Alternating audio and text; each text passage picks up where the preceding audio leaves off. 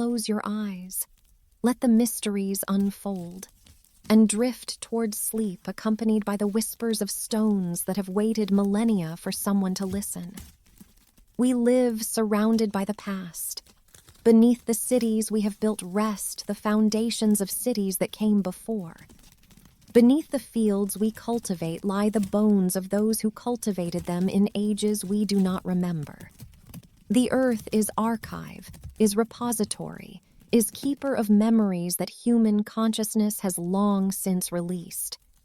And within that archive wait mysteries, artifacts and structures that do not fit the narratives we have constructed, evidence that suggests ancient peoples knew things we assumed they could not know, built things we believed they lacked the capability to build, traveled to places we thought unreachable with the technologies they possessed.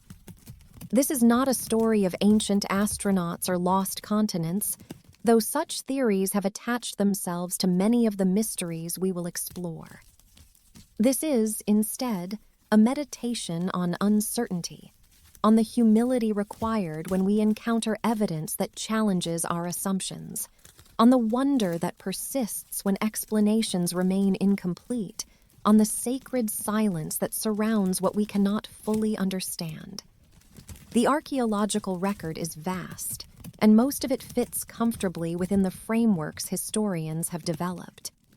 We understand in broad strokes how civilizations rose and fell, how technologies developed, how humans spread across the earth and adapted to its varied environments. But at the edges of that understanding, anomalies persist, structures that should not exist where they exist, artifacts that demonstrate knowledge their makers should not have possessed, alignments and constructions whose purposes remain opaque despite decades of study. Tonight, we visit those edges. We stand before the unexplained and resist the urge to explain it away or to embellish it with speculation. We simply witness. We observe. We allow the mysteries to remain mysterious, recognizing that some questions may never be answered, that some silences may never be broken, that the past keeps secrets that the future may never unlock. The journey begins on an island in the Pacific, where stone giants stand facing a land that could not sustain the people who carved them, where statues walked, according to those who made them, guided by forces we do not understand, where a civilization rose and fell and left behind monuments whose meaning died with the last priest who knew how to read the wooden tablets. Let us begin. In the vast Pacific, more than 2,000 miles from the nearest continental shore, an island rises from volcanic depths, a triangle of rock and grass where the wind never ceases, where the nearest neighbors are stars rather than settlements, where humanity arrived by canoe across distances that even modern sailors respect. This is Rapa Nui, called Easter Island by the Dutch explorer who encountered it on Easter Sunday, 1722, who found a people living in poverty on a treeless landscape, who saw the massive stone statues and wondered, as we wonder still, how they came to be. The Moai number nearly 900. They stand on stone platforms called ahu, facing inland toward the villages they were meant to protect, their backs to the ocean that brought their creators' ancestors across impossible distance. The largest erected moai stands 33 feet tall and weighs 82 tons. The largest moai ever carved, abandoned unfinished in the quarry, would have stood 70 feet tall and weighed approximately 270 tons. The scale defies easy explanation. The effort invested by a population that never exceeded perhaps 15,000 suggests devotion to purposes we can only partially reconstruct. The quarry at Rano-Raraku is a crater where a volcanic tuff provided the stone from which nearly all moai were carved. Walking there today is walking through an unfinished workshop frozen in time. Statues in various stages of completion emerge from the rock face. Some barely outlined, some nearly complete, some lying on their backs as if waiting for workers who never returned. The abandonment appears sudden. Tools were left behind, work stopped mid-stroke. Whatever crisis ended the carving came quickly enough that there was no time to finish, no time to clean up, no time for the orderly conclusion of a project that had consumed generations. The traditional explanation for how the moai were moved involves log rollers, wooden sledges, ropes woven from plant fibers, and the coordinated labor of hundreds of workers. The island was forested when Polynesians first arrived around 1200 CE. Palm trees grew tall enough to provide the rollers, the ropes, the levers that moving such weights would require. The deforestation that stripped the island bare was, according to this view, consequence of the statue building obsession. Trees felled faster than they could regenerate, soil eroding once roots no longer held it. A civilization that consumed its own foundations in pursuit of monuments to ancestors who could not help them once the resources were gone. But the oral traditions tell a different story. The moai, according to the Rapa Nui elders, who preserved the old knowledge through centuries of catastrophe, walked to their platforms. They were animated by mana, spiritual power possessed by certain priests, by certain chiefs, by certain objects imbued with sacred force. The statues rose and moved, guided by those who knew the proper rituals, who spoke the proper words, who possessed the authority to command stone to move as flesh moves. Modern researchers have demonstrated that the moai could indeed walk.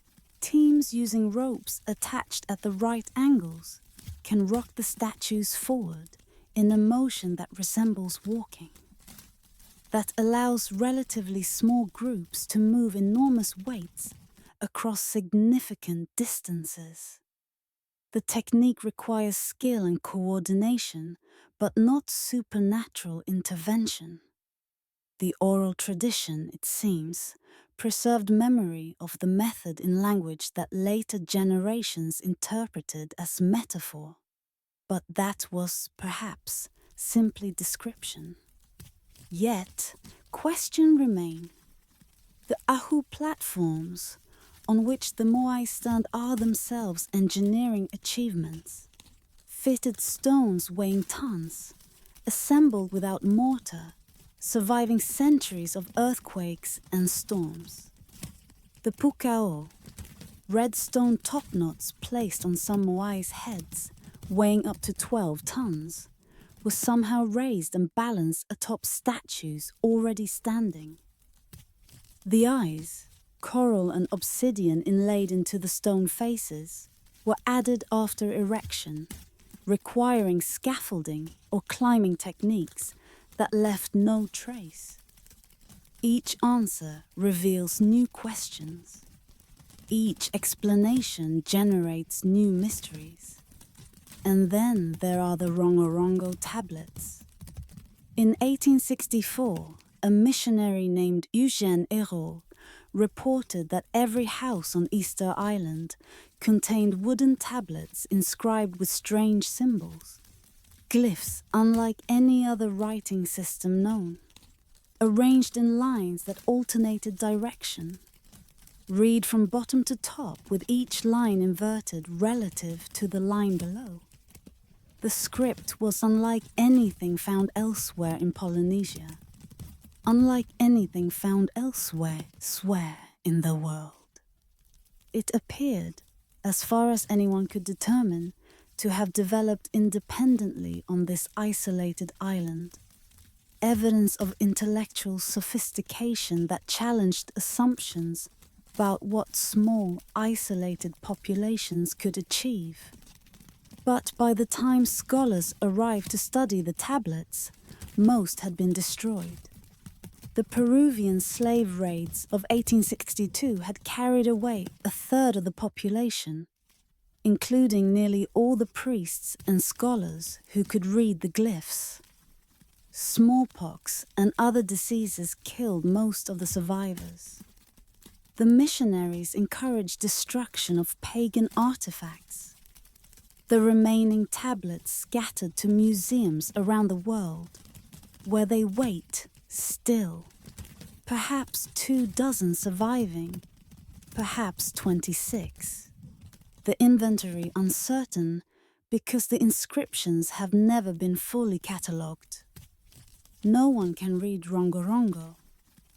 The glyphs have been analyzed, catalogued, compared to other scripts, subjected to statistical analysis that suggests they are indeed writing rather than decoration.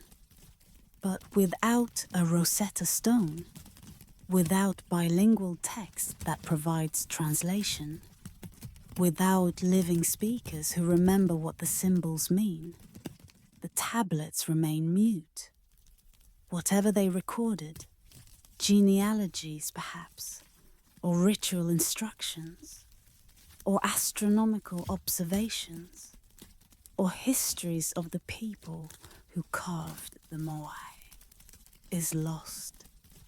The knowledge died with the last person who could read it, died during the catastrophes of the 19th century, died because no one thought to ask the questions while answers remained possible. The moai stand still. They have stood through the centuries of decline, through the slave raids and epidemics, through the conversion to Christianity and the incorporation into Chile, through the tourist arrivals and the archaeological excavations. They stand with their backs to the ocean, watching over an island that can no longer sustain the civilization that carved them.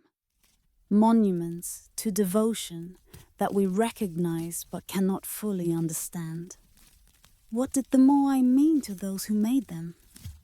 Why did the Rapa Nui invest such extraordinary effort in creating stone ancestors? What did they believe the statues would do for them? And why did they stop believing it? Or why did they stop being able to act on that belief? The questions have no certain answers. The statues keep their silence. The tablets preserve words no one can speak. We close standing before a moai half buried in the soil of Rano Raraku. Its eyes never carved. Its journey never begun. The wind sweeps across the crater as it has swept for centuries. The stars wheel overhead as they wheeled when the carvers worked by torchlight, when the priests chanted the words that would make the stone walk. The mystery remains. The silence deepens, and we carry with us into sleep the image of stones that moved across the island, guided by forces we call mana, because we have no better word, arriving at platforms where they would stand for centuries, watching, waiting, keeping secrets that the Rongorongo might have revealed if only we had asked in time. The diver descends through blue water, following the slope of an underwater cliff near Yonaguni, the westernmost island of Japan.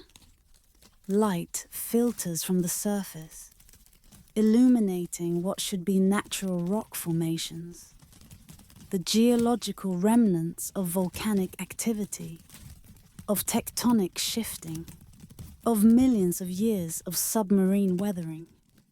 But as the diver approaches the bottom, the shapes become troubling.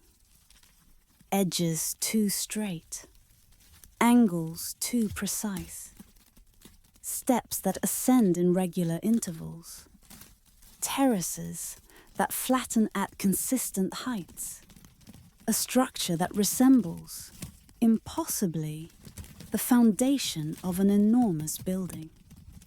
The Yonaguni Monument, as it has come to be known, was discovered in 1986 by a diving instructor named Kihachiro Aratake, who was exploring the waters of Yonaguni's southern coast when he encountered what he would later describe as underwater pyramids. His photographs drew scientists and curious visitors from around the world, initiating a debate that continues still. A debate about whether these formations are natural or artificial, about whether they are geological accident or human construction, about whether they preserve memory of a civilization so old that no other trace of it remains. The structure spans approximately 150 meters from east to west, rises approximately 25 meters from the seabed. Its most striking features include what appears to be a stepped pyramid, broad terraces, twin megaliths that seem deliberately placed, carved chanshms or drains, a feature that some describe as a carved face staring upward, and a circular formation that resembles a stone circle or the foundation of a tower. The overall impression is of a complex construction, a temple perhaps, or a ceremonial center, or a fortification, submerged when sea levels rose at the end of the last ice age. But the geological explanation is also plausible. The rock is mudstone and sandstone, materials that fracture along straight lines, that weather into terraces, that can create angles and steps through entirely natural processes. Geologists who have studied the site point to the fracture patterns, to the consistency of the apparent construction with the natural bedding planes of the rock, to the absence of tool marks that would definitively prove human modification. The site is striking, they acknowledge, but striking is not the same as artificial. Nature creates patterns that mimic intention. Our pattern-seeking minds find meaning where randomness resides. The question turns in part on timing. The Yonaguni Monument sits about 25 meters below current sea level. At the end of the last ice age, roughly 10,000 years ago, sea levels were significantly lower. The water locked in glaciers had not yet returned to the oceans, and coastlines extended far beyond their present locations. If the monument is artificial, it must have been built when the site was above water, which means it must have been built at least 10,000 years ago, perhaps earlier. This would predate the earliest known megalithic construction by several millennia. It would suggest that sophisticated civilization existed in Japan long before the Jomon culture that archaeology recognizes as the archipelago's earliest inhabitants. It would require rewriting significant portions of human prehistory. The evidence does not permit certainty in either direction. Some features of the monument seem difficult to explain through natural processes. The carved face, if it is carved. The drainage channels, if they are intentional. The twin megaliths, if they were placed, rather than exposed by erosion. Other features seem clearly natural, the fracture patterns, the relationship to local geology, the absence of artifacts or inscriptions that would conclusively prove human presence. The monument occupies uncomfortable middle ground, neither definitively natural nor definitively artificial, neither proven hoax nor proven history. And perhaps that uncertainty is the point. Perhaps the value of places like Yonaguni lies not in the answers they provide, but in the questions they raise. Questions about what we assume ancient peoples could and could not do. About what lies beneath waters we have not systematically explored. About what the rising seas at the end of the Ice Age might have swallowed without trace. The seafloors of the world are vast and largely unexplored. Coastal areas that were dry land 12,000 years ago are now submerged beneath waters too deep for casual diving, too murky for clear photography, too extensive for systematic survey. If civilizations existed along those ancient coastlines, and they almost certainly did, given that coastal areas provide abundant food and easy transportation, their remains now lie beneath the waves, buried under sediment, eroded by currents, invisible to the archaeologists who search for human origins on currently dry land. The possibility haunts the imagination. What cities might rest beneath the Mediterranean, which was a much smaller sea when ice locked up the waters? What settlements might line the now submerged coastlines of Southeast Asia, where the continental shelf extends far beyond present shores? What temples might stand in darkness off the coasts of India, of Africa, of the Americas, waiting for technologies that can find them, for explorers willing to look in places conventional archaeology has ignored? We know that some submerged sites exist. The Dwarka mentioned in Hindu texts, the legendary city of Krishna, has been tentatively identified with underwater ruins off the coast of Gujarat, where stone walls and artifacts have been found beneath 30 to 40 feet of water. The submerged megaliths of Atlit Yam, off the coast of Israel, preserve a Neolithic village complete with human remains, wells, and a mysterious stone semicircle whose purpose remains debated. The Mediterranean coast near Alexandria contains remnants of the ancient city's royal quarters, submerged by earthquakes and subsidence, now explored by underwater archaeologists who have recovered statues and artifacts that illumine the Ptolemaic period. But these sites were known from historical records, were sought deliberately, were found because searchers knew where to look. The Yonaguni monument has no such documentation, no text that mentions a great structure off Japan's western coast.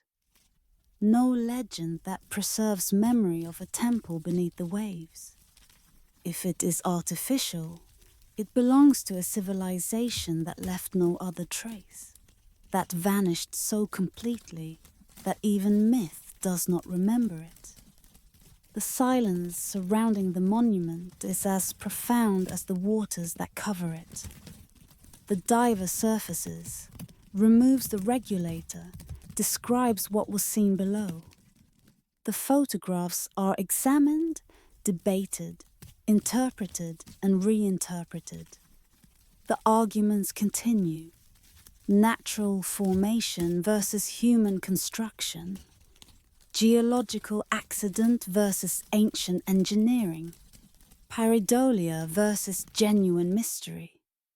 And beneath the waves, indifferent to the debates that rage above, the monument waits.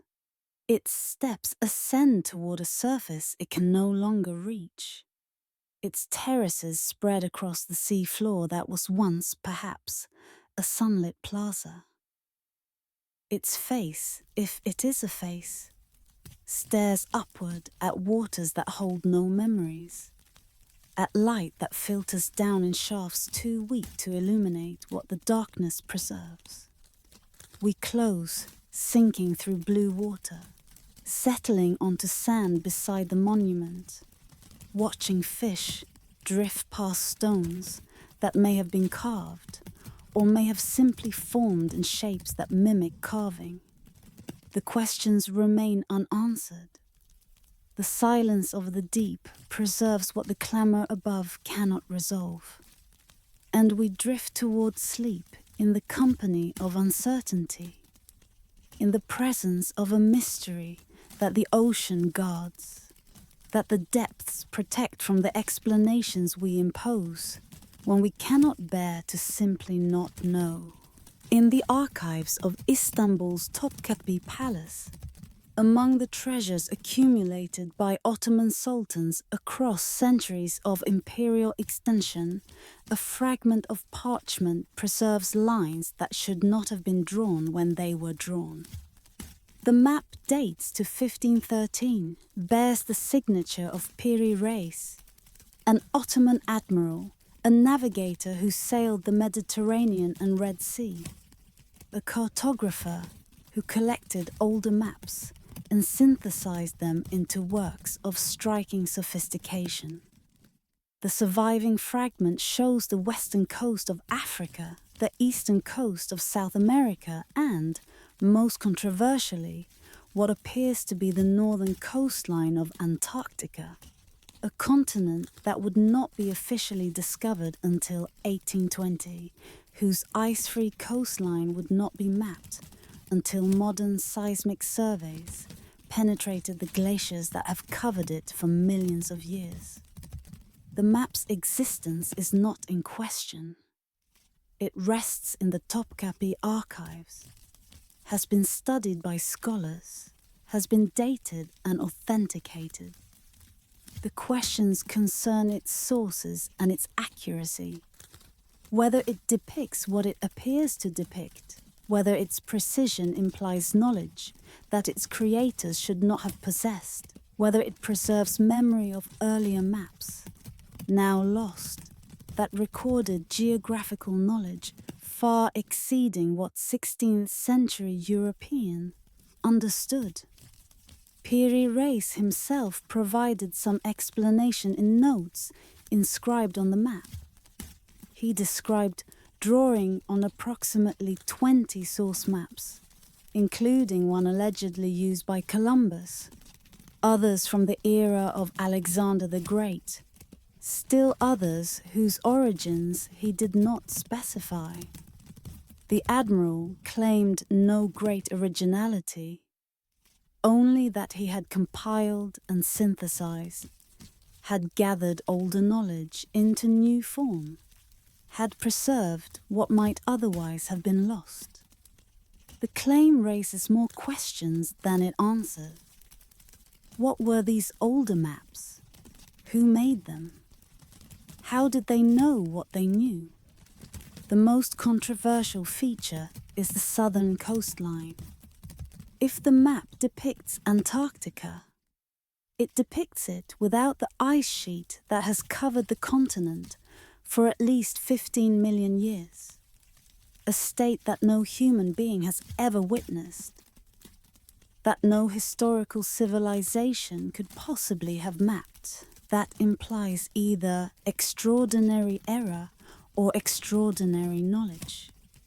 Proponents of the map's significance argue that it must derive from sources inconceivably ancient, from a civilization predating our recorded history, from map makers who surveyed Antarctica before the ice consumed it. Skeptics argue that the coastline is not Antarctica at all, is perhaps the coast of South America extended southward through speculation. Is perhaps Terra Australis Incognita the theoretical southern continent that cartographers invented to balance the northern land masses is perhaps simply error compounded by error through centuries of copying. The mathematical sophistication of the map is also debated. Some analysts have argued that it employs a spherical projection, that its placement of coastlines implies accurate knowledge of longitude, a problem that would not be solved until the development of reliable marine chronometers in the 18th century. Others argue that the apparent accuracy is coincidental. That selection of which features to emphasize creates illusion of precision where imprecision actually dominates. That we see patterns because we seek patterns, because we want the map to be more mysterious than it is. But consider the sources Piri Reis claimed to use. Maps from the era of Alexander the Great. The Library of Alexandria, which collected texts and maps from across the ancient world, which employed geographers and astronomers who measured the Earth with remarkable accuracy, which burned or decayed or was destroyed, taking its knowledge with it. What if some of that knowledge survived? Passed from copy to copy, preserved in collections that later cartographers accessed, transmitted across centuries in fragmentary form, until an Ottoman admiral assembled the pieces into a synthesis whose implications he himself may not have fully understood. The possibility is neither proven nor disproven. The sources Piri Reis described have not survived for us to examine. The chain of transmission he implied cannot be traced. We have only the map itself, a fragment, a remnant, a piece of the parchment whose torn edges suggest that much more was once present, that what survives is portion of a larger whole, that the answers we seek may have been inscribed on sections now lost forever. Other old maps raise similar questions. The Zeno map of the North Atlantic, published in 1558, shows features that seem to depict a Greenland free of ice, that include islands whose locations correspond to now submerged features of the continental shelf. The Orontius Phineus map of 1531 shows Antarctica with rivers and mountain ranges, as if the ice had not yet covered what is now buried beneath miles of glacier. The Bouache map of 1739 shows Antarctica divided into two landmasses, a division that accurate survey would not confirm until the International Geophysical Year of 1958. Each map can be explained away. Errors, speculations, coincidence compounded. But the accumulation is troubling.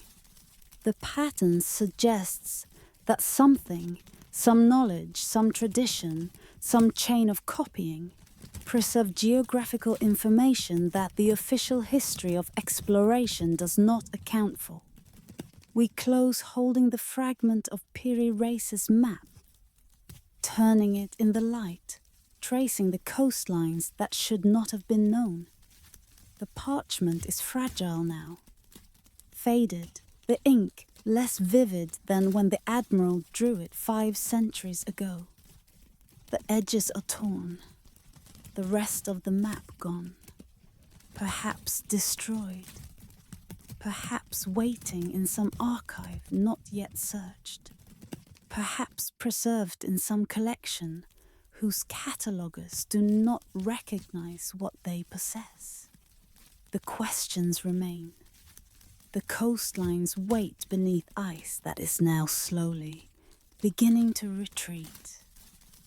And we drift towards sleep, wondering what other maps might preserve what has been forgotten. What other fragments might hold knowledge whose implications we are not yet ready to accept. In a land where deserts met ancient cities, where astronomy was born in the counting of stars, where mathematics flowered into forms so elegant they seemed like prayers written in numbers, there ruled a sultan who feared words more than swords, syllables more than soldiers, the power of speech more than the power of any army that might march against his borders. His fear began, as many terrible things do, with prophecy. In the marketplace, on an ordinary day that carried no warning of what it would become, a poet stood before a small crowd and spoke 3 lines of verse. The words were simple, unadorned, delivered in a voice that carried neither threat nor triumph. But they predicted, with specificity, that chilled the Sultan's blood when his spies reported them, the manner and moment of his fall. From that day forward, he declared war on language itself. Poets vanished in the night, pulled from their beds by gods who came silently, who left no trace of the removal, except empty spaces at breakfast tables and questions that died on tongues that had learned fear speaks louder than curiosity. The poets were not killed. Death creates martyrs, and martyrs create stories, and stories are made of words. Instead, they were taken to places far from the capital, to desert outposts and mountain villages, where their words would reach no ears that mattered, where their verses would be spoken only to sand and stone and the wind that carried nothing back to the city. Libraries burned, their smoke carrying centuries of wisdom into a sky that wept no rain to quench the flames. The Sultan's soldiers came with torches and oil, working systematically through the great repositories of knowledge that had made the city famous across the known world. They burned scrolls written by scholars whose names had become synonyms for wisdom. They burned astronomical charts that mapped the heavens with precision unmatched in any other civilization. They burned medical texts, philosophical treatises, histories, poetry, mathematics, everything reduced to ash that fell on the city like black snow, coating streets and rooftops with the residue of destroyed knowledge. The scholars watched, helpless, as their life's work transformed into smoke. Some wept openly, beyond caring what consequences their tears might bring. Others stood silent, their faces frozen in expressions of grief, so profound it seemed to age them decades in the hours it took for the fires to burn themselves out. A few tried to rush into the flames, to save what they could or die trying. But the gods held them back with spears that drew blood without quite delivering death, making them bear witness to the destruction they could not prevent. Schools closed their doors, their courtyards growing wild with weeds that knew no teacher's gentle correction. The buildings remained standing, empty monuments to a function they no longer served. In the schoolyards where children had once played games that taught them mathematics through movement, that instilled logic through riddles, that made learning feel like discovery rather than labor, silence settled heavy as dust. The teaching stones where masters had sat cross-legged while students gathered around. The fountains where discussions continued through hot afternoons. The walls where notable insights had been carved for future students to contemplate. All stood unused, slowly crumbling under the neglect that follows when purpose is removed, but structure remains. The Sultan's guards patrolled with ears trained to catch whispers, eyes sharp for the movement of lips in prayer or protest. The punishment for unauthorized speech was swift. The tongue taken, the voice silenced permanently. The operation was performed by surgeons skilled enough to ensure survival, cruel enough to ensure the message was received by every witness forced to watch. Those who lost their tongues were released back into the city, living reminders of what speech could cost, their still continuing presence more effective than any proclamation at enforcing the Sultan's will. Markets that once rang with haggling and laughter became theatres of gesture, hands moving in desperate pantomime, faces speaking what mouths no longer could. The merchants developed an elaborate system of signs, fingers indicating quantities, hand positions suggesting qualities, facial expressions negotiating prices. The system worked, after a fashion, allowing commerce to continue.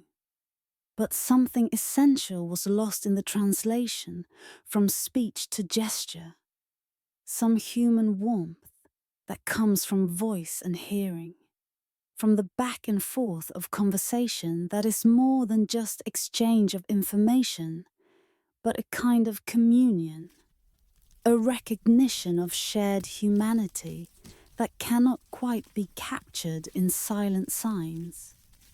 The city learned a new language, of glances, of subtle touches, of silence heavy with all the words that suffocated unspoken. Lovers developed ways of communicating affection through the pressure of held hands, through patterns traced on skin, through looks that carried whole conversations in the space between heartbeats.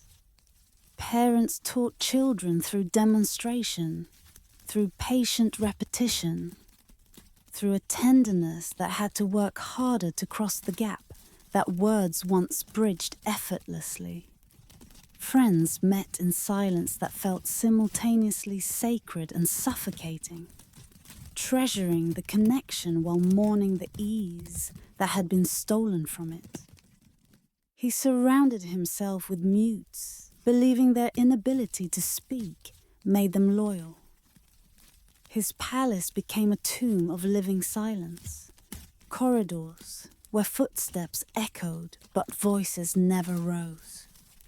The mutes who served him had been chosen carefully, some born without speech, others who had lost it to illness or accident, all of them people whose silence predated his decree, and therefore carried no political meaning, no wanton act of resistance or compliance, merely existence in a state the Sultan found comfortable.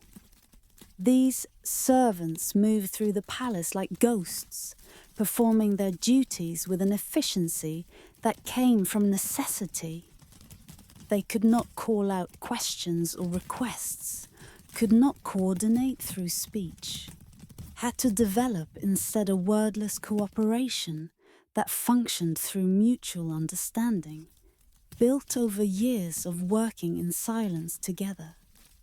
They anticipated needs, responded to the Sultan's gestures, maintained the vast palace without ever disturbing the quiet that he demanded, and they had no choice but to provide. He took no wife, fearing the intimacy of shared words. Marriage proposals came from neighboring kingdoms, from noble families within his own realm, each offering daughters described in letters he burned without reading fully. The very act of courtship required conversation, required the sharing of thoughts and hopes and fears that builds the foundation of partnership. But the Sultan could not imagine sharing his inner world through words, could not imagine trusting another person with the vulnerability that language requires. Could not imagine lying beside someone in darkness and speaking of dreams and doubts and all the things that whisper in the mind, in hours too small for gods to monitor. He fathered no children, terrified they might speak the prophecy into being. The continuation of his line, normally a sultan's primary duty, became impossible when weighed against his fear. Children speak. It is their nature, their way of learning, of connecting, of becoming human in the fullest sense. To have a child would be to share his palace with someone whose silence could not be guaranteed, whose words might accidentally or intentionally fulfill the prophecy that haunted him. So his line would end with him, the throne passing to a nephew or cousin whose own relationship with silence was yet to be determined. His court moved like shadows, communicating through written notes that were immediately burned, ashes scattered so thoroughly that not even ghosts could read what had been written. The notes were brief by necessity. Writing required materials, required time, required a record that, however temporarily existed of communication that happened. So messages were reduced to their essence, stripped of pleasantries and elaboration, becoming mere packets of information passed silently from hand to hand before being committed to flames that ensured no archaeologist would ever piece together what had been said in the Sultan's silent reign.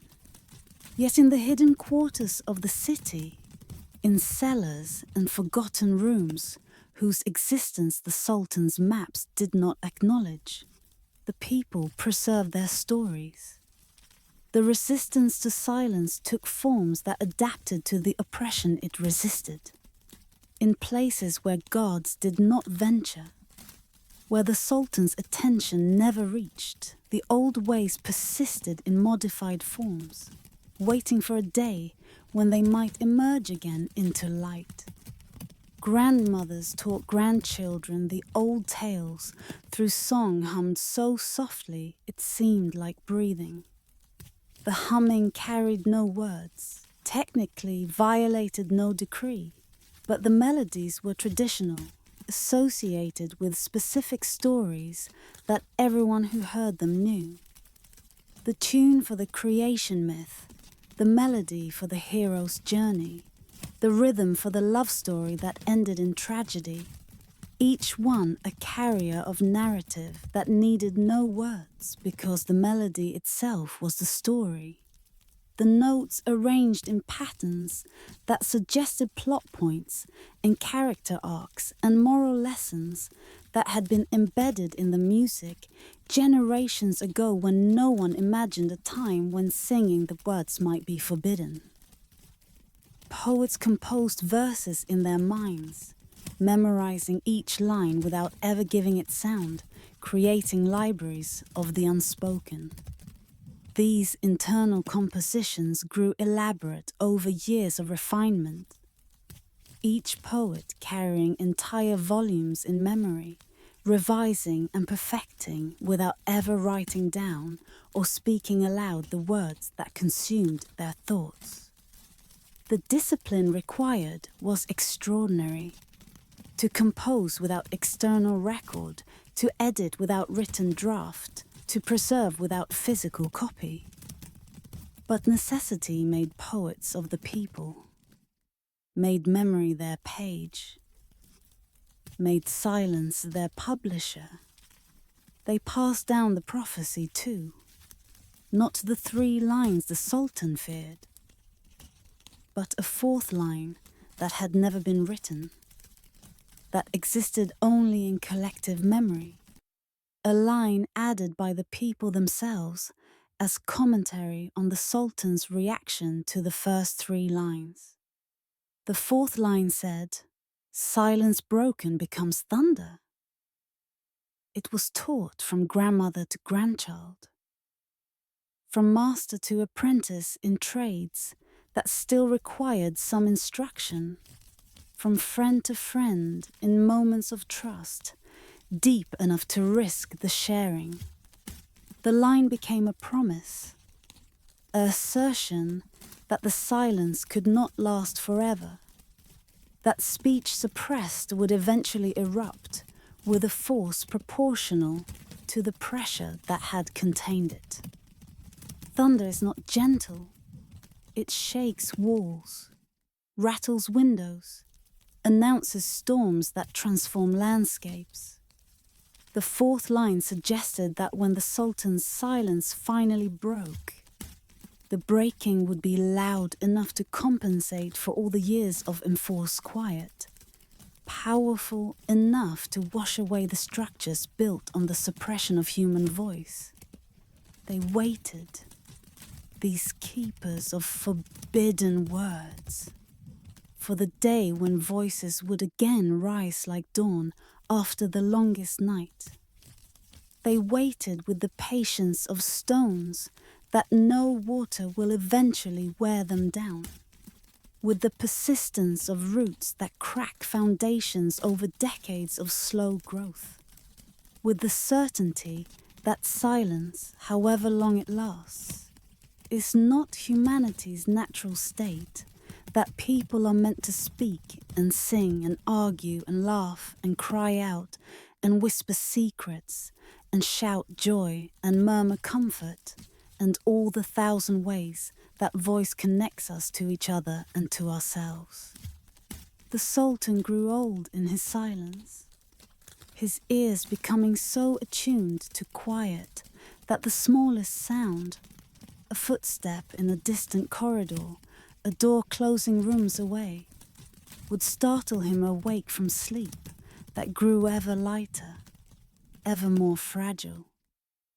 His paranoia deepened with age, his conviction that the prophecy lurked in every potential syllable, making him withdraw further into isolation, surrounding himself with fewer and fewer people, trusting less and less, until finally he trusted no one, lived alone, attended only by mutes whose loyalty was assumed rather than earned, whose silence was enforced by nature rather than choice. When he died, his mouth was open, as if death had caught him in the act of speaking or screaming, as if whatever final words he might have had were stolen by the end before they could emerge. His body was found by a mute servant who could not cry out, could only run silently to summon others who came and stood around the body in silence that was simultaneously respectful and resentful, mourning not the man but the end of the fear he had embodied. The funeral was conducted in silence as he would have wanted.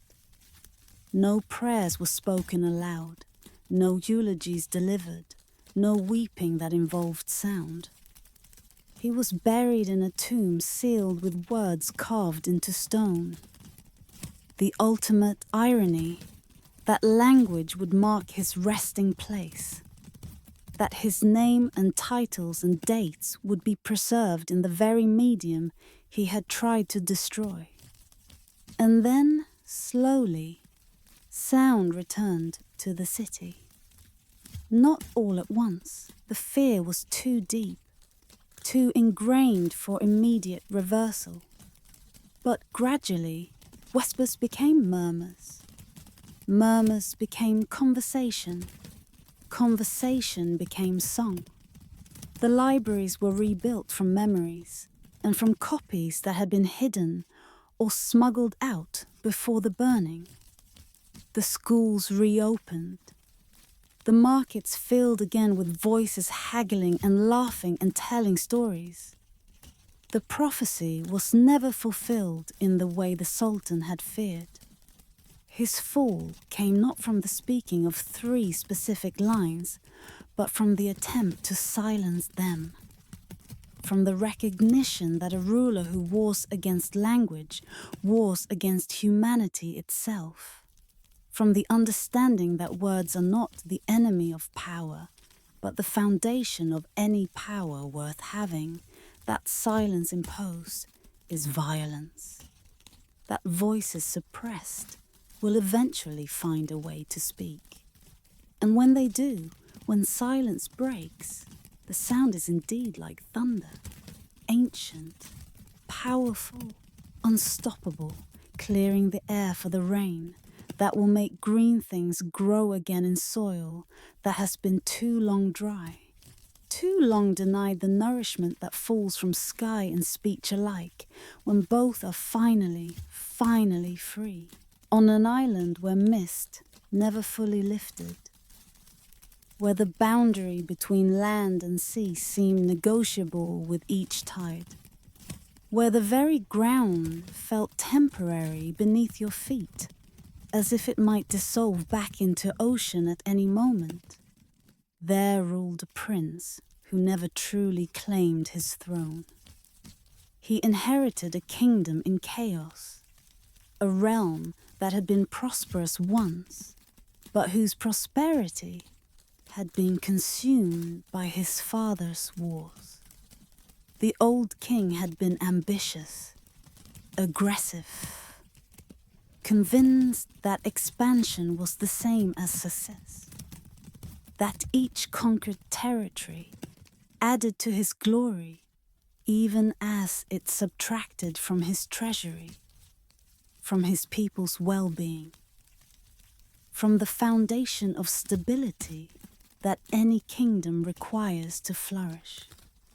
The prince had watched his father's wars from the palace windows, had seen the soldiers march out with banners flying and weapons shining, had waited for their return with numbers diminished and eyes haunted.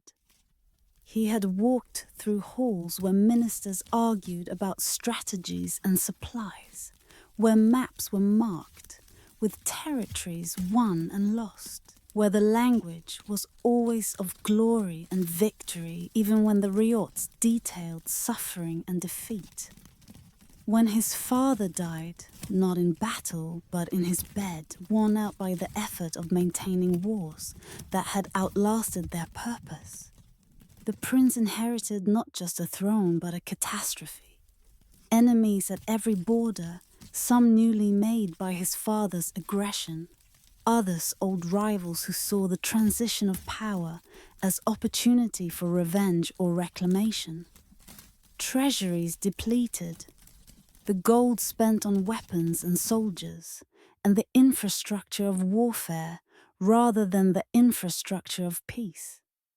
A people exhausted, mourning their dead, questioning whether the territories won had been worth the sons lost in winning them. It was too much.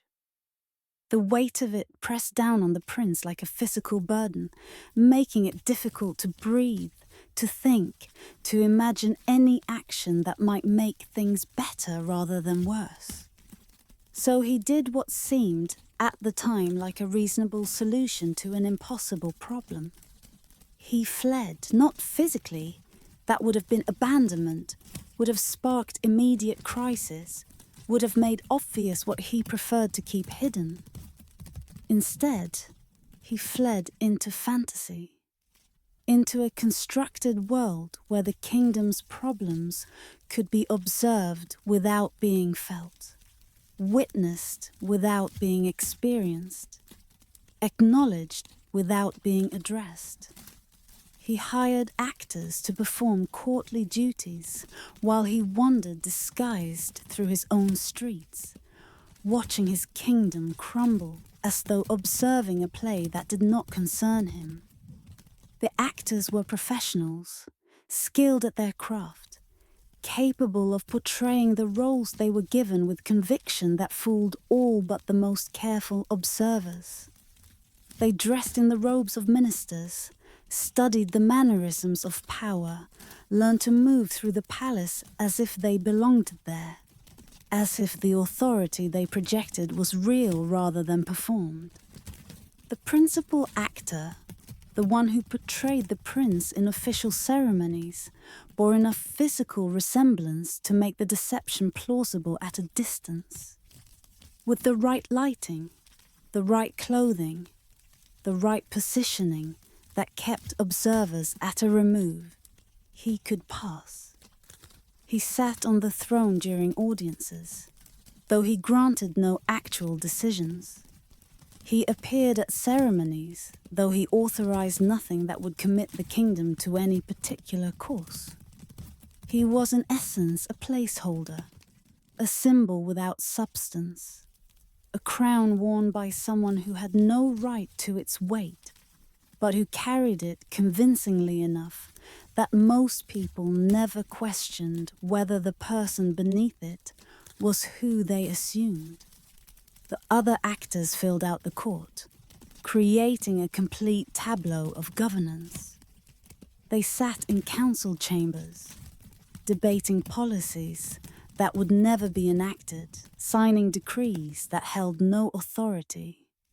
They discussed the kingdom's problems with appropriate gravity, proposed solutions with suitable earnestness, created elaborate plans that looked official when written on parchment sealed with wax that bore the royal seal, a seal the prince had given them, along with his authority, to use it for purposes that were purely theatrical. Meanwhile, the true business of state, the collection of taxes, the administration of justice, the defense of borders, dissolved into neglect. The structures of government continued to operate at lower levels. The mechanisms that had been established by previous rulers who took their duties seriously, but without direction from above, without coordination, without the authority to make decisions that required the prince's approval. The government became increasingly ineffective, increasingly unable to respond to problems that required unified action or difficult choices.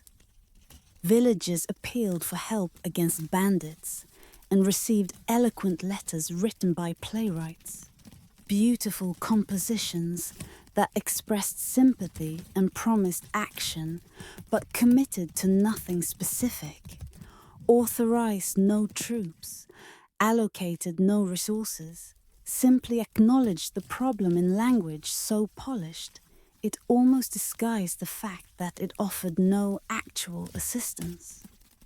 The letters were signed with the prince's signature, forged by the lead actor who had practiced until he could replicate it perfectly, and sealed with the royal seal, giving them every appearance of official authority while containing no substance behind that appearance.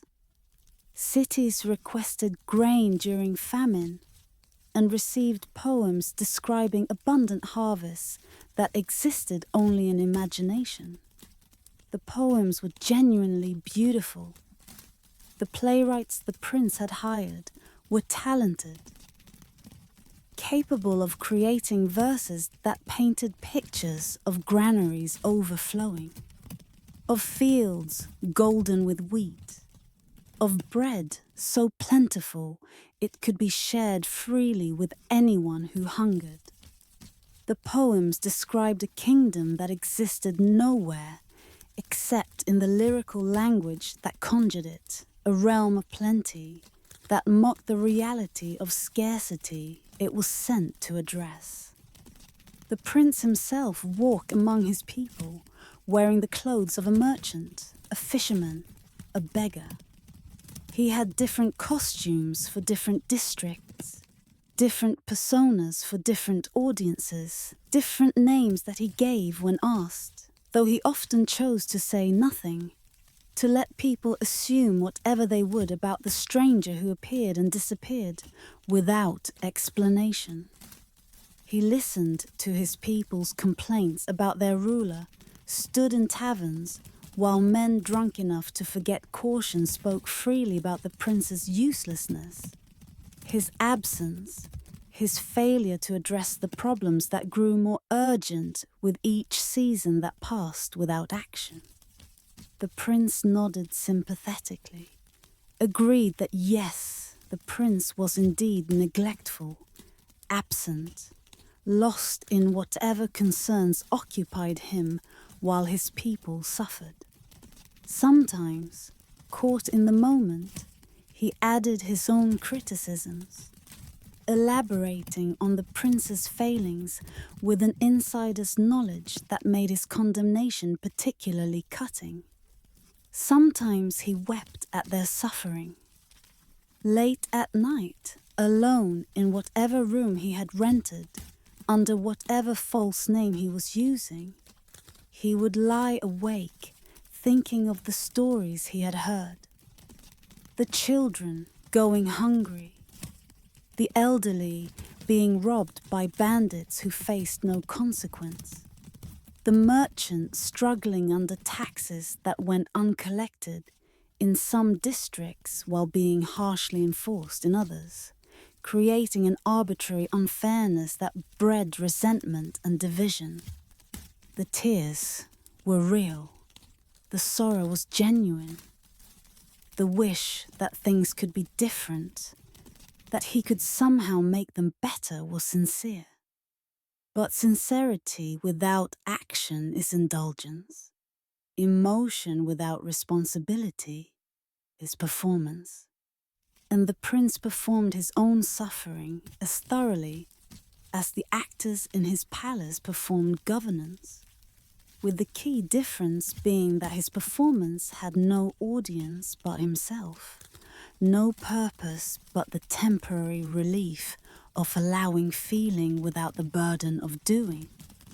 Sometimes he bought people drinks and listened to their stories deep into the night, hearing about their lives with an attention that would have served him well if he had applied it to actual governance, if he had taken what he learned in these midnight conversations and transformed it into policy, into action, into the work of ruling that he had hired others to pretend to do while he pretended to be someone other than himself.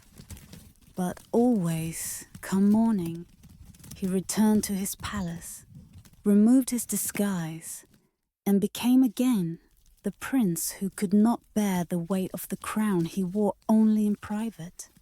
In mirrors that reflected a truth he visited but never inhabited. The transition from commoner costume to royal robes felt like shedding one skin for another, each one somehow false, each one a performance of an identity he never quite managed to fully occupy. The kingdom learned to govern itself, village by village, forming councils of necessity. In the absence of effective central authority, local structures emerged to fill the void. Village elders, who had once deferred to the prince's ministers, found themselves making decisions that affected their community's survival. Merchants who had once waited for royal charters created their own agreements about trade and fair dealing. Farmers who had once looked to the crown for protection from bandits hired their own guards, pooling resources to create security that the state no longer provided. They created laws in the absence of royal decree, settled disputes through elder wisdom rather than courtly judgment, organized defense when no army came to their aid. The laws were simpler than the formal codes that had existed before, more directly connected to the problems they addressed, more flexible in their application because they were created by people who understood context, who knew the individuals involved, who could craft solutions that fit circumstances rather than applying rigid rules that might not account for nuance.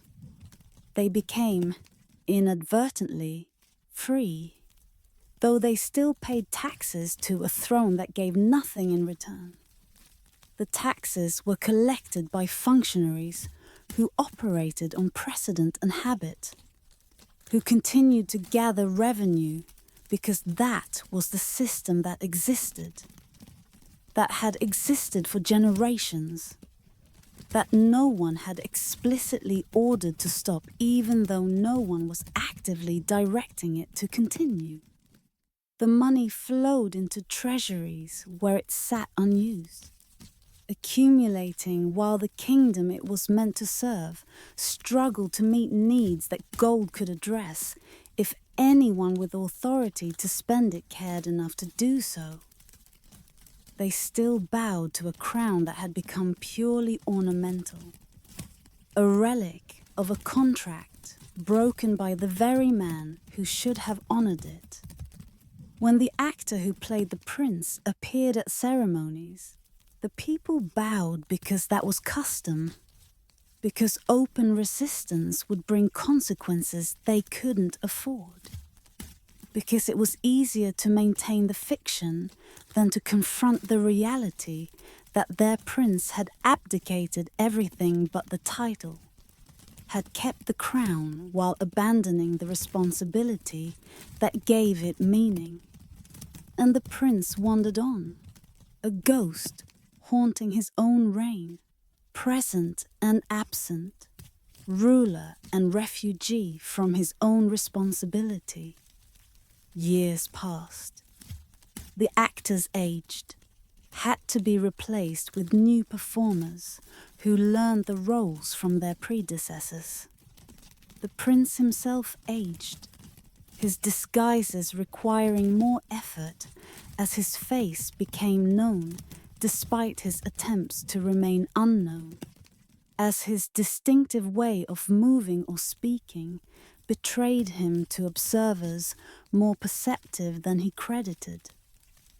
He told himself he was learning, that his time among the people was valuable, that he was gathering understanding that would someday inform better governance. But someday never came. The knowledge accumulated without application. The understanding deepened without transformation into action. The experience enriched him personally while doing nothing for the people whose suffering had provided it. The kingdom survived despite him rather than because of him.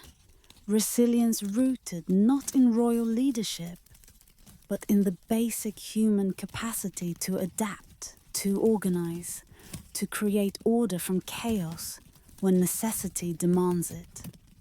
The people who had learned to govern themselves did so with increasing competence, developing systems that worked better in some ways than the centralized authority that had failed them.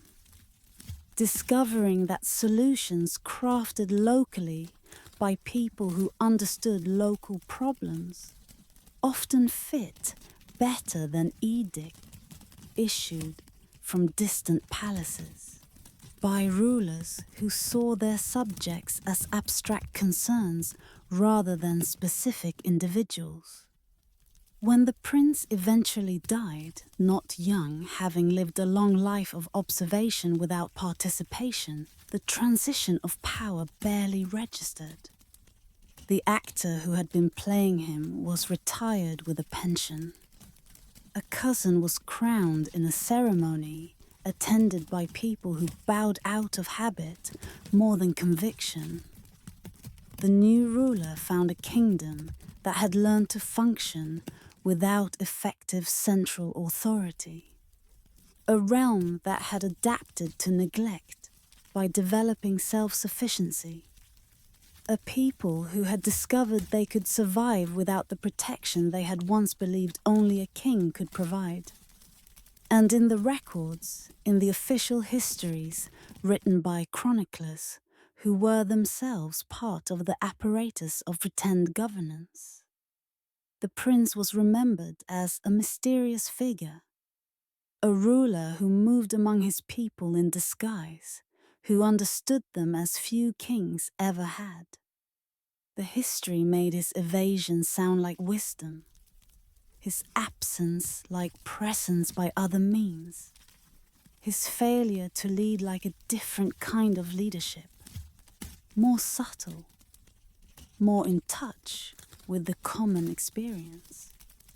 But the people remembered differently. They remembered a prince who cared enough to cry but not enough to act, who felt their pain but would not bear the burden of alleviating it, who knew their problems intimately but refused to use his power to address them. They remembered and they taught their children, preserving a truth more accurate than the official history, that empathy without action is indulgence, that understanding without application is cowardice, that a crown unworn might as well not exist, that a throne unoccupied becomes a symbol of absence rather than authority, that a prince who could not bear the weight of responsibility should have set down the crown rather than keeping it while fleeing everything it demanded of him. In a realm where cherry blossoms marked the passage of seasons, where calligraphy transformed thought into sacred art, where every gesture carried weight and meaning accumulated over centuries of refinement, there ruled an empress who could not accept the truth written in every falling petal, that beauty fades, that youth departs, that time shows mercy to no throne, no matter how elevated or adorned. She had been beautiful once, genuinely, extraordinarily beautiful, in ways that inspired poets and painters, that made ordinary conversation pause when she entered rooms, that seemed almost supernatural in its perfection of proportion and grace. Her beauty had been noted from childhood, praised and cultivated, transformed into her primary identity, the quality that defined her above intelligence or kindness or strength or any other attribute a person might possess. When she ascended to the throne, through complicated succession politics that involve the death of brothers and the strategic marriage and divorce of a father who cycled through wives seeking male heirs, her beauty became part of the imperial mystique, proof of heaven's favor, evidence that she was meant to rule. Portraits commissioned during her early reign show a woman of such remarkable appearance that even accounting for artistic flattery, something exceptional must have existed beneath the paint. But time, that great democrat, grants beauty to no one permanently. The Empress was perhaps 30 when she first noticed the subtle changes. A line at the corner of her eye that had not been there the season before. A quality to her skin that seemed fractionally less luminous. A tone to her reflection that suggested the beginning of what would become, if left to natural course, the ordinary aging that every human body undergoes. For most people, these changes arrive gradually enough to accommodate, to integrate into identity, to accept as part of the journey from youth to maturity to age. But the Empress's entire sense of self, her understanding of her value, her belief in her right to rule, all of it was tangled inseparably with her appearance, with the beauty that had defined her since before she could remember being anything else. So she could not accept it, would not accept it. Instead, she gathered alchemists from across the known world, promising them fortunes for formulas to halt the sun's advance across her skin, to freeze the mirror's reflection at the moment of her perfection. The alchemists came from distant lands, bringing with them knowledge accumulated over lifetimes of study. They came from desert kingdoms, where preservation of the dead had been perfected to the point that bodies could remain unchanged for millennia. They came from mountain monasteries, where monks had dedicated centuries to understanding the relationship between body and spirit, seeking ways to purify the flesh or transcend its limitations. They came from island nations where rare plants grew that were said to extend life, to heal wounds, to restore vitality to the aged. They set up laboratories in palace wings, filling rooms with apparatus and ingredients, with bubbling retorts and careful measurements, with substances distilled and combined and tested on animals first, then on prisoners who had little choice but to volunteer, then on servants who were promised rewards they would rarely receive. The experiments proceeded with the methodical patience of science applied to an impossible goal, seeking through rational means to achieve what nature had not designed to be achieved. Her quest consumed the empire's wealth like fire consumes parchment. The alchemists' fees were substantial, paid in gold that represented taxes collected from provinces already struggling. But beyond their fees, the ingredients they required were often rare, exotic, expensive beyond reason. Rare herbs were harvested to extinction. Entire species of plants that had taken millennia to evolve were consumed in experiments that sought to extract whatever properties they might possess that could slow or reverse aging. Minerals were mined from sacred mountains until the peaks themselves grew hollow, collapsing into valleys that had once bloomed with life.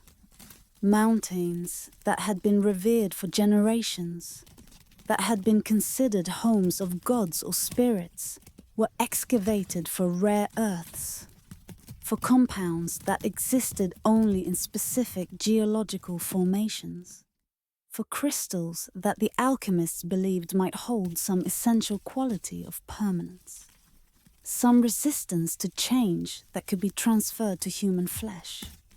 She bathed and bathed in milk stolen from mothers whose infants cried from hunger. The milk baths were recommended by alchemists who believed that the properties that nourished infants might also preserve skin, might transfer some quality of new life to aging flesh. Servants collected milk from women across the empire, women who were paid for their milk, but whose children suffered from the diversion of nourishment meant for them. The empress bathed in enormous tubs filled with milk that quickly soured in the heat, requiring constant replenishment, consuming daily what could have fed families for weeks. She wore masks of gold dust and crushed pearls, while her subjects wore rags thin as spider silk, praying for winters they could survive.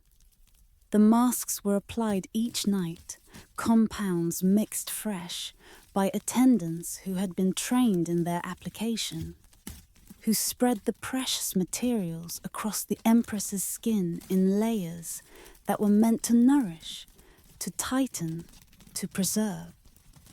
The gold was real, ground to dust fine enough to pass through silk, mixed with pearl powder, created by crushing pearls that could have paid for disaster relief, for food stores, for any of the 1,000 needs that an empire always has, but which went unmet while resources flowed toward preserving the empress's appearance. the palace became a shrine to stillness. Clocks were banned for they marked a time's passage, the ticking a constant reminder of the force she could not stop.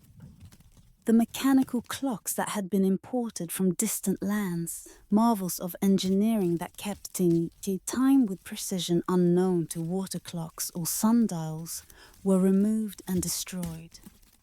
The absence of clocks made time in the palace feel strange, unmoored, with no regular marking of hours, days bleeding into each other in ways that made servants forget how long they had worked, when they had last rested, whether morning had passed to afternoon, or afternoon into evening.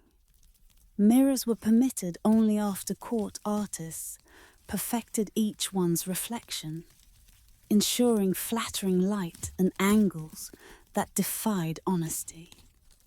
The mirror makers developed techniques that incorporated subtle distortions into the glass, curves that stretched and flattered, that took years from reflected faces, that showed the empress not as she was, but as she wished to be. The process of creating these mirrors was complex, requiring grinding and polishing to specifications so precise that most mirrors failed inspection and had to be destroyed, their fragments buried where they could not reflect truth that the empress had forbidden to exist in her presence. Her courtiers learned to age in secret, hiding grey hairs beneath elaborate wigs, painting youth onto faces that time had touched. To appear old in her presence was to remind her of the war she could not win, and such reminders often proved fatal to those careless enough to embody them. Not fatal literally. She did not execute courtiers for aging, but fatal to careers, to positions at court, to the access to power and influence that required remaining in the empress's favor. So the court became a strange place, where everyone performed youth, regardless of their actual age, where 70-year-old ministers wore makeup and padding to suggest vitality they did not feel, where grey hair was cause for panicked overnight dying, where wrinkles meant banishment, or at least removal from positions that required proximity to the empress. The courtiers became actors in a play about a place that did not age, performing roles in a fantasy that everyone knew was false, but that no one could afford to acknowledge. In the gardens she commissioned, sculptors carved statues of her younger self, each one perfect, unchanging, a lie told in marble and bronze. The garden sprawled across acres that had once grown food, transformed into a gallery of the empress at different ages of her youth, each statue capturing her at a specific moment that she deemed worth preserving. Empress at 17, frozen in marble that would outlast memory. Empress at 22, cast in bronze that would corrode over centuries, but slowly enough that generations would see her as she saw herself. Eternally young, eternally beautiful, eternally at the peak of perfection that flesh could achieve. She walked among these frozen versions of herself as decades passed, her reflection fragmenting across a gallery of impossibilities. The walks became ritual, a daily pilgrimage through a landscape that presented her as she wished to be rather than as she was becoming. She would pause before each statue, comparing her actual reflection in the polished surfaces to the idealized version rendered in stone. measuring the distance between reality and preservation, feeling that distance widen with each passing year, despite all the treatments, all the potions, all the desperate attempts to stop what could not be stopped. The people noticed the statues never changed, while their empress, despite all her arts and potions, grew brittle as autumn leaves. They were not permitted to speak this observation aloud, but they noticed nonetheless. They saw her at ceremonies, at formal appearances, where she sat elevated and distant, but still visible. And they sung what the flattering lights and careful positioning could not fully disguise. That time was winning the war she waged against it. That the treatments and potions were losing their efficacy, or had never had efficacy except in her mind. That the face on the throne grew yearly more distant from the faces frozen in marble throughout the gardens. They noticed and said nothing, for the truth had become the most dangerous contraband in an empire where the greatest crime was acknowledging that even empresses must someday bow to the same force that bends every blade of grass, every star, every stone toward its eventual rest. Servants who cleaned the empress's chambers in the morning light, what carefully maintained evening illumination concealed. Attendants who dressed her felt beneath silk robes the body that was aging, despite everything money and desperation could do to prevent it. But they maintained the fiction, performed their parts in the collective pretense, because to do otherwise was to risk consequences that went beyond personal punishment to threatening the entire elaborate structure of denial that the empress had built around herself. The alchemists, for their part, continued their work with decreasing confidence. The most honest among them knew they were seeking what could not be found, knew that aging was not a disease to be cured, but a process woven into the fabric of organic life, knew that the Empress's quest was doomed by its basic misunderstanding of what humans are and how flesh functions. But they continued because stopping meant admitting failure, meant confessing that they had taken her gold and given her nothing but false hope, meant facing her disappointment, which, even more than her anger, was something they found they could not bear to witness. Some of them began to believe their own fabrications, convincing themselves that the next formula would work where previous ones had failed, that some combination of ingredients not yet tried would unlock the secret that had eluded every generation before them. Others simply learned to lie convincingly, to describe subtle improvements that existed nowhere except in descriptions, to attribute to their potions effects that were indistinguishable from placebo or from the normal variation in how a face appears at different times and in different lights. The empire suffered from the diversion of resources, but not catastrophically. The structure of government was robust enough to function even when the Empress's attention was focused almost entirely on her appearance rather than on administration. Ministers governed, taxes were collected, infrastructure was maintained, all the mechanisms of state continuing to operate largely independent of the person who sat at its nominal center. The empire was wealthy enough that the waste, though substantial, did not immediately cause collapse. But there was opportunity cost, the good that could have been done with resources instead devoted to impossible quests, The schools that could have been built, the roads repaired, the suffering alleviated. All the positive acts that never happened because the gold was spent elsewhere. As she aged, and she did age, despite everything, the Empress withdrew. Public appearances became rare, then occasional, then almost mythical. She ruled increasingly through intermediaries, through written decrees that carried her seal, but that might have been written by ministers who had learned to anticipate her wishes, or who simply made policy in her name, knowing she was too absorbed in her private war against time to notice or care.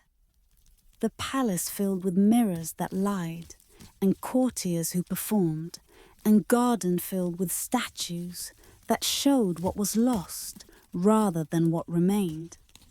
And at the center of this elaborate construction sat an empress who had become a prisoner of her own fear, trapped in chambers where every surface was controlled to show her only what she wished to see, surrounded by people who dared not speak truth, spending her remaining years fighting a war that could never be won, that was lost from the moment she decided winning was necessary. That transformed what could have been dignified maturity into desperate grasping after something that existed only in memory and marble, preserved everywhere except in the one place it mattered most. In the living flesh, that time, patient and inexorable, continued to move through its ordained passage from youth to age to whatever lies beyond, carrying the Empress with it despite her protests, despite her potions, despite her refusal to accept what every human body knows in its bones, that we are temporary, that beauty fades, that fighting this truth only makes its victory more complete when it finally, inevitably, arrives. In valleys where fog settled thick as memory, where even summer felt like autumn's echo, where the sun appeared more as rumor than reality through layers of mist that never fully burned away. There ruled a king fascinated by absence, by what remained when the light departed, by the negative spaces that defined form more surely than form itself.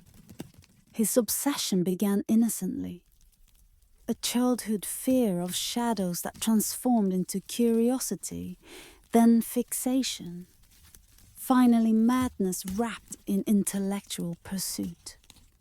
As a young prince, he had been afraid of the dark, terrified of the shapes that appeared on walls when candles flickered, convinced that the shadows cast by ordinary objects were somehow more real than the objects themselves. That darkness held truths that light obscured. His tutors, trying to cure him of this fear, had taught him about optics, about how shadows were merely the absence of light, geometric projections with no substance or independent existence. But the lessons had the opposite effect. Instead of diminishing his fear, they deepened his fascination. If shadows were absences, he reasoned, then they were spaces where something could exist that light made impossible to see. If darkness was merely light's opposite, then perhaps it held properties inverse to light's properties, realities that could only be perceived when illumination was removed. When he became king, he had resources to pursue this fascination beyond childhood wondering. He commissioned scholars to study darkness, philosophers to contemplate void, artists to paint what could not be seen. The scholars came from universities where they had studied optics and astronomy, where they understood light mathematically and could describe darkness as its absence with precision.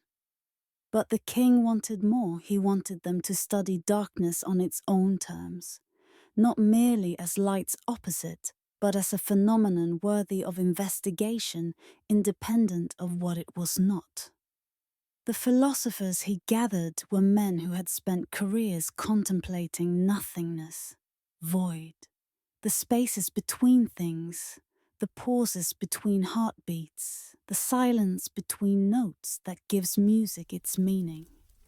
They debated in chambers lit by single candles, discussing whether darkness was truly absence, or whether it possessed its own existence, whether void was empty or full of things humans lack the senses to perceive, whether nothing was truly nothing, or merely something we had not learned to recognize. The artists faced the greatest challenge: how to paint what could not be seen, how to represent absence on canvas, how to make visible the invisible. Some painted canvases entirely black, claiming that true representation of darkness required abandoning the pretense of depicting what darkness contained. Others painted gradations of grey, attempting to capture the subtle variations within darkness that the eye learns to distinguish when light is removed. Still others painted negative images, showing what surrounded darkness in order to define darkness by its edges, by what it was not, rather than what it was. He ordered the construction of chambers within chambers, rooms designed to capture and contain shadow, as others might cage birds. His architects were at first confused by the commission. How does one contain what has no substance, what exists only as absence? But the king's gold was persuasive, and they began to design spaces that would maximize darkness, that would create pockets of shadow so deep that the most powerful lights could not penetrate them. The palace grew inward, becoming a labyrinth where corridors twisted upon themselves, creating pockets of darkness that persisted even at noon. The construction was architectural innovation pressed into service of obsession. Halls that turned back on themselves to block light from windows. Staircases that descended to levels below levels. Chambers whose walls were painted in black so absolute they seemed to abhor rather than reflect, creating spaces where the eye could find no purchase, where even adjusting to darkness revealed nothing, because there was nothing to reveal except darkness itself. Courtiers lost their way in corridors they had walked 100 times, the familiar made strange by shadows that shifted with the building's expansion, by new passages that opened without warning, by old routes that ended in walls that had not been there the day before. Time became uncertain in the depths of the palace, where the absence of natural light made it impossible to judge whether hours had passed or merely minutes, where the usual markers of day and night disappeared beneath layers of architectural darkness. The king spent his nights in the deepest chambers, sitting in absolute darkness, listening to what he claimed were voices that only spoke when light was fully banished. What he heard in those sessions, he never fully disclosed. He would emerge from hours or days in the dark chambers, his sense of time as unreliable as anyone's in that place, and issue decrees based on insights he claimed the darkness had revealed. He issued commands that windows be shrouded, that lanterns be dimmed, that his kingdom embrace the shade he believed held hidden wisdom. The decrees went out to provinces that had always lived under normal cycles of day and night, that had never questioned the value of sunlight or feared the natural darkness of evening. But the king's will was law, and so the shrouding began. Markets operated in perpetual twilight, their goods displayed under lighting dim enough to make colours uncertain, qualities difficult to judge, transactions complicated by the inability to clearly see what was being bought or sold. Merchants complained that business suffered when customers could not properly examine merchandise. But the complaints were answered with reminders that the king's wisdom exceeded merchants' understanding, that what seemed like impediment was actually invitation to develop new ways of knowing, to trust senses other than sight, to embrace darkness as the king had embraced it. Children grew up never knowing the full brightness of day. Windows in schools, those that remained open, were covered with cloth that filtered sunlight to dimness, creating interiors where reading required squinting, where playing required caution to avoid collisions, where the exuberance natural to childhood was muted by conditions that made running and shouting seem dangerously reckless. The sun became a distant memory, something grandparents spoke of, like a legend from an age now past. The old ones remembered mornings when light streamed golden through windows, afternoons when heat made rest necessary, evenings when sunset painted the sky in colors that had no names because language had not needed to capture gradations of light in a world where light was abundant and varied. They remembered and tried to describe to grandchildren, who listened with the polite incomprehension of people, hearing about a world they had never experienced and could not quite imagine. His subjects developed pale skin that bruised easily, eyes that could see in near darkness, but squinted painfully in ordinary light. The adaptation happened over years, over generations born into dimness, who knew no other way of living. Their bodies changed, becoming suited to the environment the king had created. Skin losing pigmentation it no longer needed for protection from sun it rarely encountered. Eyes developing enhanced sensitivity to minimal light while losing the ability to tolerate brightness without discomfort. They moved through their shadowed world quietly, speaking in whispers, as if afraid to disturb the darkness their king had made sacred. The quiet was partly reverence for the king's obsession, partly practical adaptation to an environment where sound traveled strangely in the absence of light, where voices seemed to come from everywhere and nowhere, where the usual visual cues that help humans locate sound sources were absent, making conversation disorienting when conducted at normal volume. And in the hidden places, in rooms where a few brave souls kept lanterns burning behind heavy curtains that concealed their light from external observation, they told stories of sunlight, of colors bright and warm, of a world they could barely remember but refused to completely forget. These keepers of light met in secret, knowing discovery would mean punishment, knowing their resistance to the king's darkness was treason against his vision. They maintained forbidden knowledge, how to keep lamps burning cleanly, how to create dyes that would reveal their true colors when light eventually returned, how to grow plants that required more than the dim filtered light that penetrated the kingdom's shrouded windows. They grew pale flowers in hidden gardens lit by lanterns, keeping alive species that would have died in the perpetual twilight that covered the rest of the kingdom. They taught children in whispers about the sun, about how light revealed rather than obscured, about warmth that came from above rather than from fires that burned in hearts.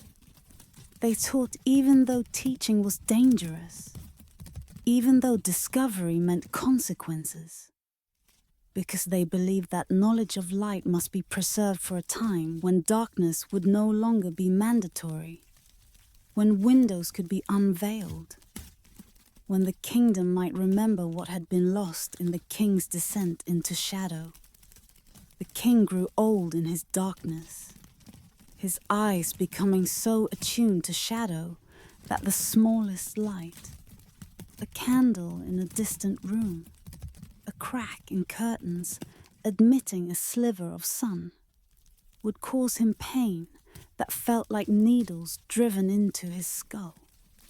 His court physicians could do nothing except prescribe darker chambers, thicker curtains, more complete isolation from anything that might remind him that the world beyond his palace still contained light. He became a creature of pure darkness, living in chambers where servants moved by touch rather than sight, where food was brought on silent feet and left where he could find it by familiar placement rather than by seeing. He claimed the darkness revealed truths that light had always hidden, that he could see now more clearly than when his eyes had functioned normally, that what others called blindness he understood as vision of a different kind, perception of realities that required darkness to make themselves known. Whether this was wisdom or madness, insight or delusion, no one could say with certainty. The king spoke of patterns he perceived in darkness, of structures that had no form but somehow had existence, of presences that communicated not through sound or light, but through some direct contact with consciousness that required all other inputs to be eliminated before it could be perceived. His pronouncements from the depths became increasingly strange, less connected to the practical concerns of governing, more focused on abstract observations about the nature of void and absence, and the spaces between things. His ministers learned to interpret these pronouncements creatively, to extract from mystical observations whatever practical guidance they could, or to simply govern according to their own judgment, while claiming their decisions reflected the king's dark wisdom. When he died, he was found in his deepest chamber sitting in a chair carved from black stone, his sightless eyes open, his face bearing an expression that might have been peace or terror. In darkness, even those who found him could not be certain which. His body was so pale it seemed translucent, as if the years of darkness had begun to make him transparent, to transform him into the absence he had spent his life studying. His burial was strange, a tomb built without windows, without light of any kind, sealed so completely that no illumination could ever penetrate its darkness. The tomb was exactly what he would have wanted, a monument to shadow, a space of permanent darkness that would preserve his body in the condition he had preferred in life. Unseen, unseeable, existing in darkness so complete that even memory of light could not survive within it. And slowly, tentatively, light returned to the kingdom. The new ruler, a niece who had spent her childhood in provinces distant enough from the capital to avoid the worst of the shrouding, ordered curtains removed, windows unveiled, lanterns lit at full brightness. The process was gradual, allowing people to adjust, to relearn how to live with light after years or generations in dimness. The transition was painful for some. Those whose eyes had adapted too completely to darkness found full light agonizing.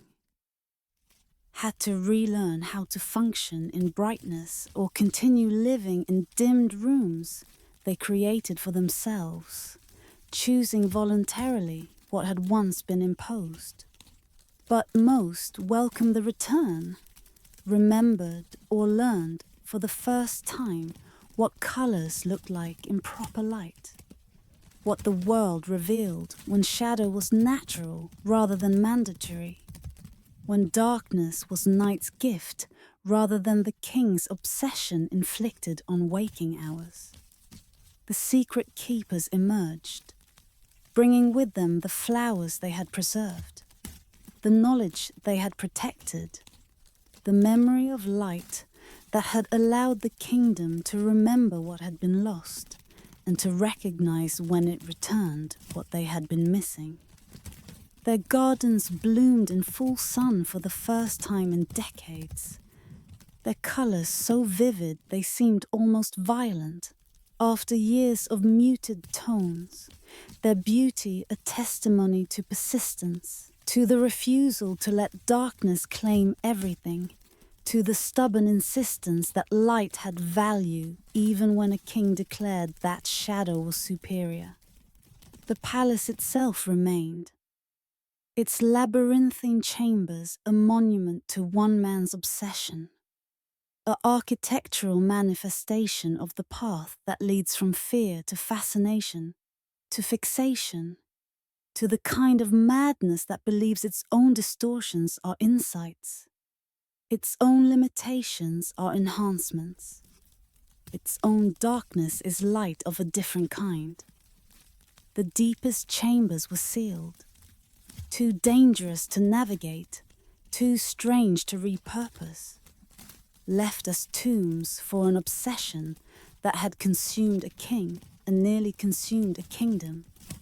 A reminder carved in stone and shadow of what happens when rulers confuse their personal obsessions with truth, their private visions with public good, their descent into darkness with a path that others should be forced to follow into depths that reveal nothing except the danger of believing that absence is presence, that void is fullness, that shadow is anything other than what it has always been, the space where light is not, waiting patiently for illumination to return and reveal what was hidden, what remained, what survived the years of imposed darkness. Because some things persist even in shadow. Some truths survive even when kings forbid their speaking.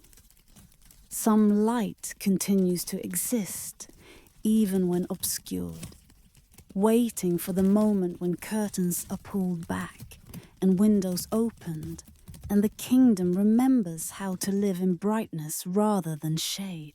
Across deserts where heat made the horizon shimmer with false water, where caravans had traded since before cities knew walls, where the very air seemed to carry weight in the stillness between wind and wind, there ruled a sultan who believed in absolute justice, a precision so perfect it became cruelty's sharpest instrument. He had come to power in the aftermath of chaos, during a period when law had collapsed and disputes were settled through violence, when the strong took what they wanted and the weak suffered without recourse, when justice was whatever those with power declared it to be. The Sultan had witnessed this chaos, had suffered under it, had seen his own family destroyed by lawlessness that masqueraded as freedom by injustice that claimed to be natural order. His response was understandable.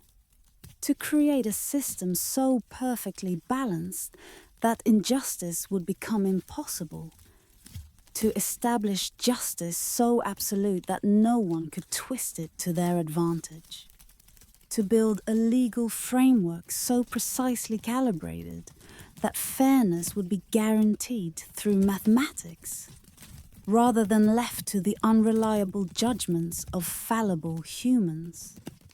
He commissioned a great scale, built from materials gathered across his empire: gold from western mountains, silver from eastern mines, brass from southern forges, all calibrated with such exactness that it could measure a feather's weight against wind. The scale was an engineering marvel, a mechanism of such precision that its creation required craftsmen to develop new techniques to achieve tolerances that exceeded anything previously attempted, to create an instrument that could detect differences in weight so subtle that human senses could not perceive them. This scale became the center of his core, the arbiter of all disputes. He decreed that justice must be mathematically perfect, that every crime required punishment measured with absolute equivalence, that mercy itself was a form of corruption, an imbalance in the cosmic order he imagined himself maintaining. The logic seemed sound. If justice means giving each person what they deserve, then precise measurement of desert would create perfect justice. If crimes cause harm, then punishments that exactly balance that harm would restore order.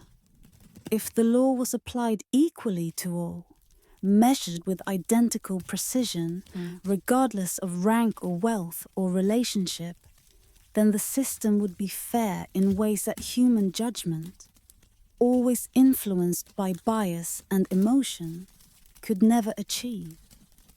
But the translation of this logic into practice created horrors that the Sultan, committed to his system, refused to recognize as problems. Thieves lost hands that weighed precisely what they had stolen.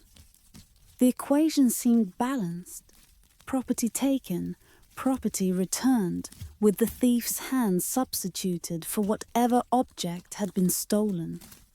The scale determined the weight. A hand heavier than the stolen object would be trimmed, fingers removed one by one until the weight matched exactly. A hand lighter than the stolen object meant the thief's punishment was insufficient, requiring additional payment in other body parts, other measurements of flesh, until balance was achieved. The surgeons who performed these amputations worked with scales beside their tables, weighing removed parts against samples that represented the stolen property, making adjustments to achieve perfect balance.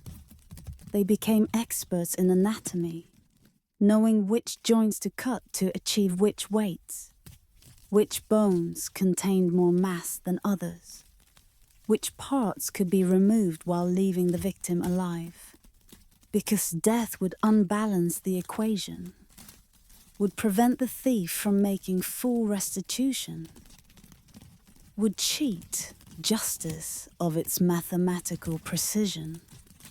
Debtors labored for days calculated to the minute of what they owed.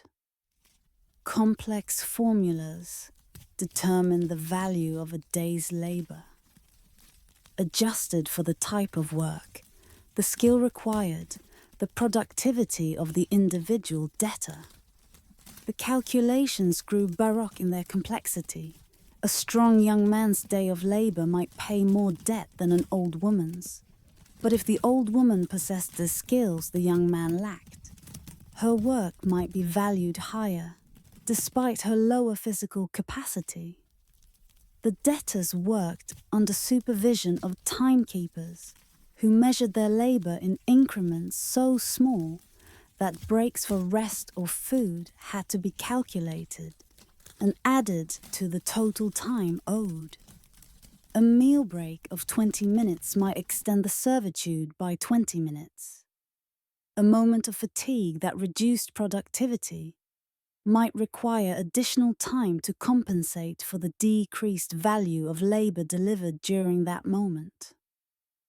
Even children who lied faced punishments calibrated to the weight of their falsehoods, measured in tears they were required to shed. The system for measuring tears was particularly bizarre. Children were held before the scale and made to cry, their tears collected in vessels whose weight was checked against the estimated weight of harm their lie had caused.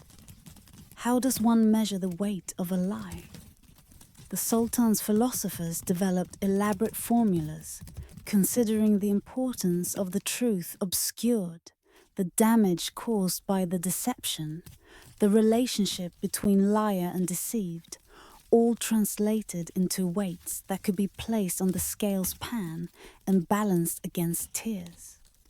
Children learn to cry on command, to produce tears in the quantity required to satisfy justice, to understand that spontaneous tears of genuine remorse carried the same weight as forced tears of compliance, that the Sultan's system cared only for measurement, not for the internal states that might make punishment meaningful versus merely painful. The Sultan sat daily beside his scale, watching as his subjects' lives were reduced to measurements, to weights and counterweights, to an arithmetic of suffering he called righteousness. His throne was positioned directly next to the scale, allowing him to observe each case, to verify that his ministers were applying the system correctly, to ensure that justice maintained its mathematical purity.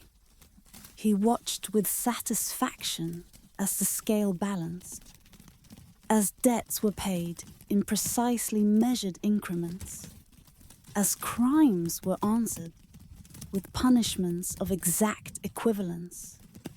He saw perfection where others saw horror, saw justice where others saw cruelty mechanized, saw a system functioning as designed where others saw humanity reduced to calculations that missed everything that made humans human. Context, intention, circumstance, the 1,000 factors that make two seemingly identical acts different in ways that matter, even if they cannot be weighed. His ministers kept ledgers of staggering complexity, recording every gram, every grain, every fractional unit of retribution dispensed. The ledgers filled rooms, stacked from floor to ceiling, each one documenting cases resolved through measurement, lives altered through calculation, justice dispensed through arithmetic that grew more elaborate with each passing year. The palace scribes developed new symbols to express the mathematics of justice, creating equations that balanced crime against punishment with such precision that human beings became merely variables in formulas etched on endless scrolls. The symbols multiplied as cases revealed complexities the original system had not anticipated. How to measure crimes against reputation, how to weigh emotional harm, how to calculate punishment for accidents versus intention, all translated into mathematical notation that became its own language, understood fully only by specialists trained in the Sultan's juridical arithmetic. Yet, the scale itself began to fail. Perhaps the constant weighing wore upon its mechanisms. The brass and gold and silver subjected to stresses they were not designed to endure indefinitely. Perhaps the weight of so much calculated suffering proved too heavy, even for instruments crafted with such care. Perhaps there was some quality to its use that the craftsman had not anticipated, some way that measuring humanity degraded the instrument doing the measuring. It began giving inconsistent readings, trembling when it should have been still, balancing when it should have tipped. A weight placed on one pan would register differently than it had the day before. The same object measured multiple times would yield different results. The precision the system required was being undermined by the very instrument that was meant to guarantee it.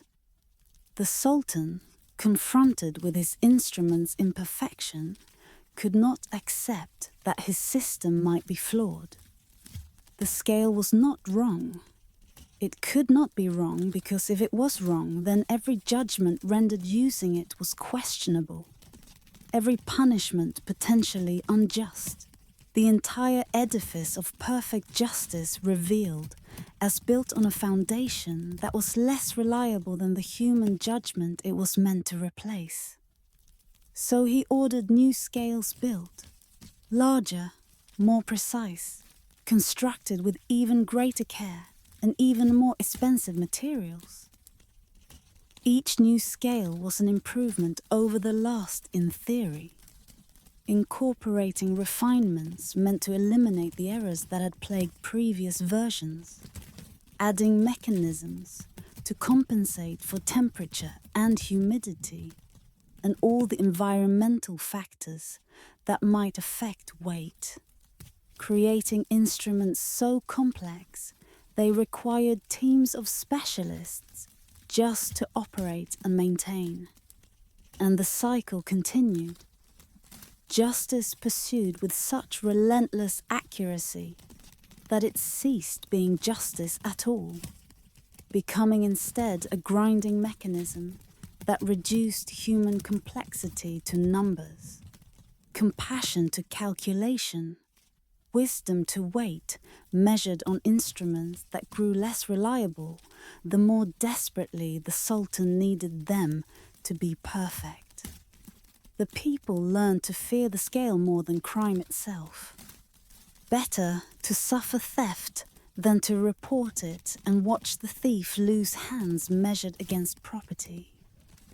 Better to forgive debt than to send a debtor to labor measured in minutes. Better to accept a child's lie than to see that child forced to cry until tears reached the required weight. The scale, meant to guarantee justice, became instead an instrument that discouraged its pursuit, that made people prefer to handle disputes privately rather than submit them to a system that reduced human problems to mechanical measurements. Commerce suffered as people avoided formal contracts that might be enforced through the scale's justice. Trust became impossible when any debt, any disagreement, any accusation might be resolved through calculations that ignored context, that measured result without considering cause, that balanced harm without asking whether balance itself was the appropriate response. The Sultan died without heirs. He had never married, never formed the relationships that require the kind of flexibility and forgiveness and acceptance of imprecision that his system had trained him to reject.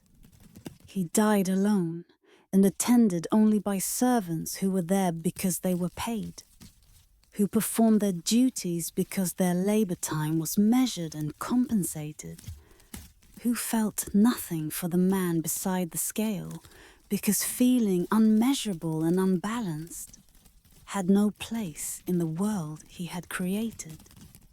His successor ordered the great scale dismantled. its precious metals melted and repurposed, its mechanisms destroyed so thoroughly that no one could resurrect the system it represented. The new sultan established courts that relied on human judges, imperfect and sometimes biased, but capable of considering context, capable of mercy, capable of recognizing that justice is not arithmetic, that fairness cannot be weighed, that some truths are too complex to measure. The people remembered the scale as a cautionary tale, a warning about what happens when the pursuit of perfection becomes divorce from the messy reality of human existence, when justice becomes confused with precision, when the desire to eliminate unfairness leads to the creation of a different kind of unfairness, one that treats humans as objects, that reduces life to calculation, that measures everything except what matters most. And in the archives, in the ledgers that filled rooms, there remained a record of the scale's justice, thousands of cases resolved with mathematical precision, thousands of punishments calibrated to the gram, thousands of lives altered through measurements that captured weight but missed meaning, that achieved balance but sacrificed wisdom, that created a kind of fairness so perfect it was indistinguishable from cruelty, so precise it had no room for the imprecision that makes us human, so absolute it became absolutely wrong in ways the Sultan, devoted to his system, never permitted himself to see. In a kingdom where rivers ran through cities ancient, when Rome was young, where art adorned every surface and beauty was worshipped like a deity, where aesthetics determined value and appearance became indistinguishable from truth, there ruled a king who understood that truth could be ugly, that reality often disappointed, that people preferred lovely falsehoods to harsh facts. He had not always been a liar. In his youth, he had valued honesty, had believed that truth was sacred, that reality, however difficult, should be confronted rather than evaded. But reality had been unkind to him. His appearance was ordinary, his talents unremarkable, his prospects limited by birth order that placed him far from succession, unlikely ever to rule unless catastrophe eliminated every candidate between himself and the throne. And then catastrophe came.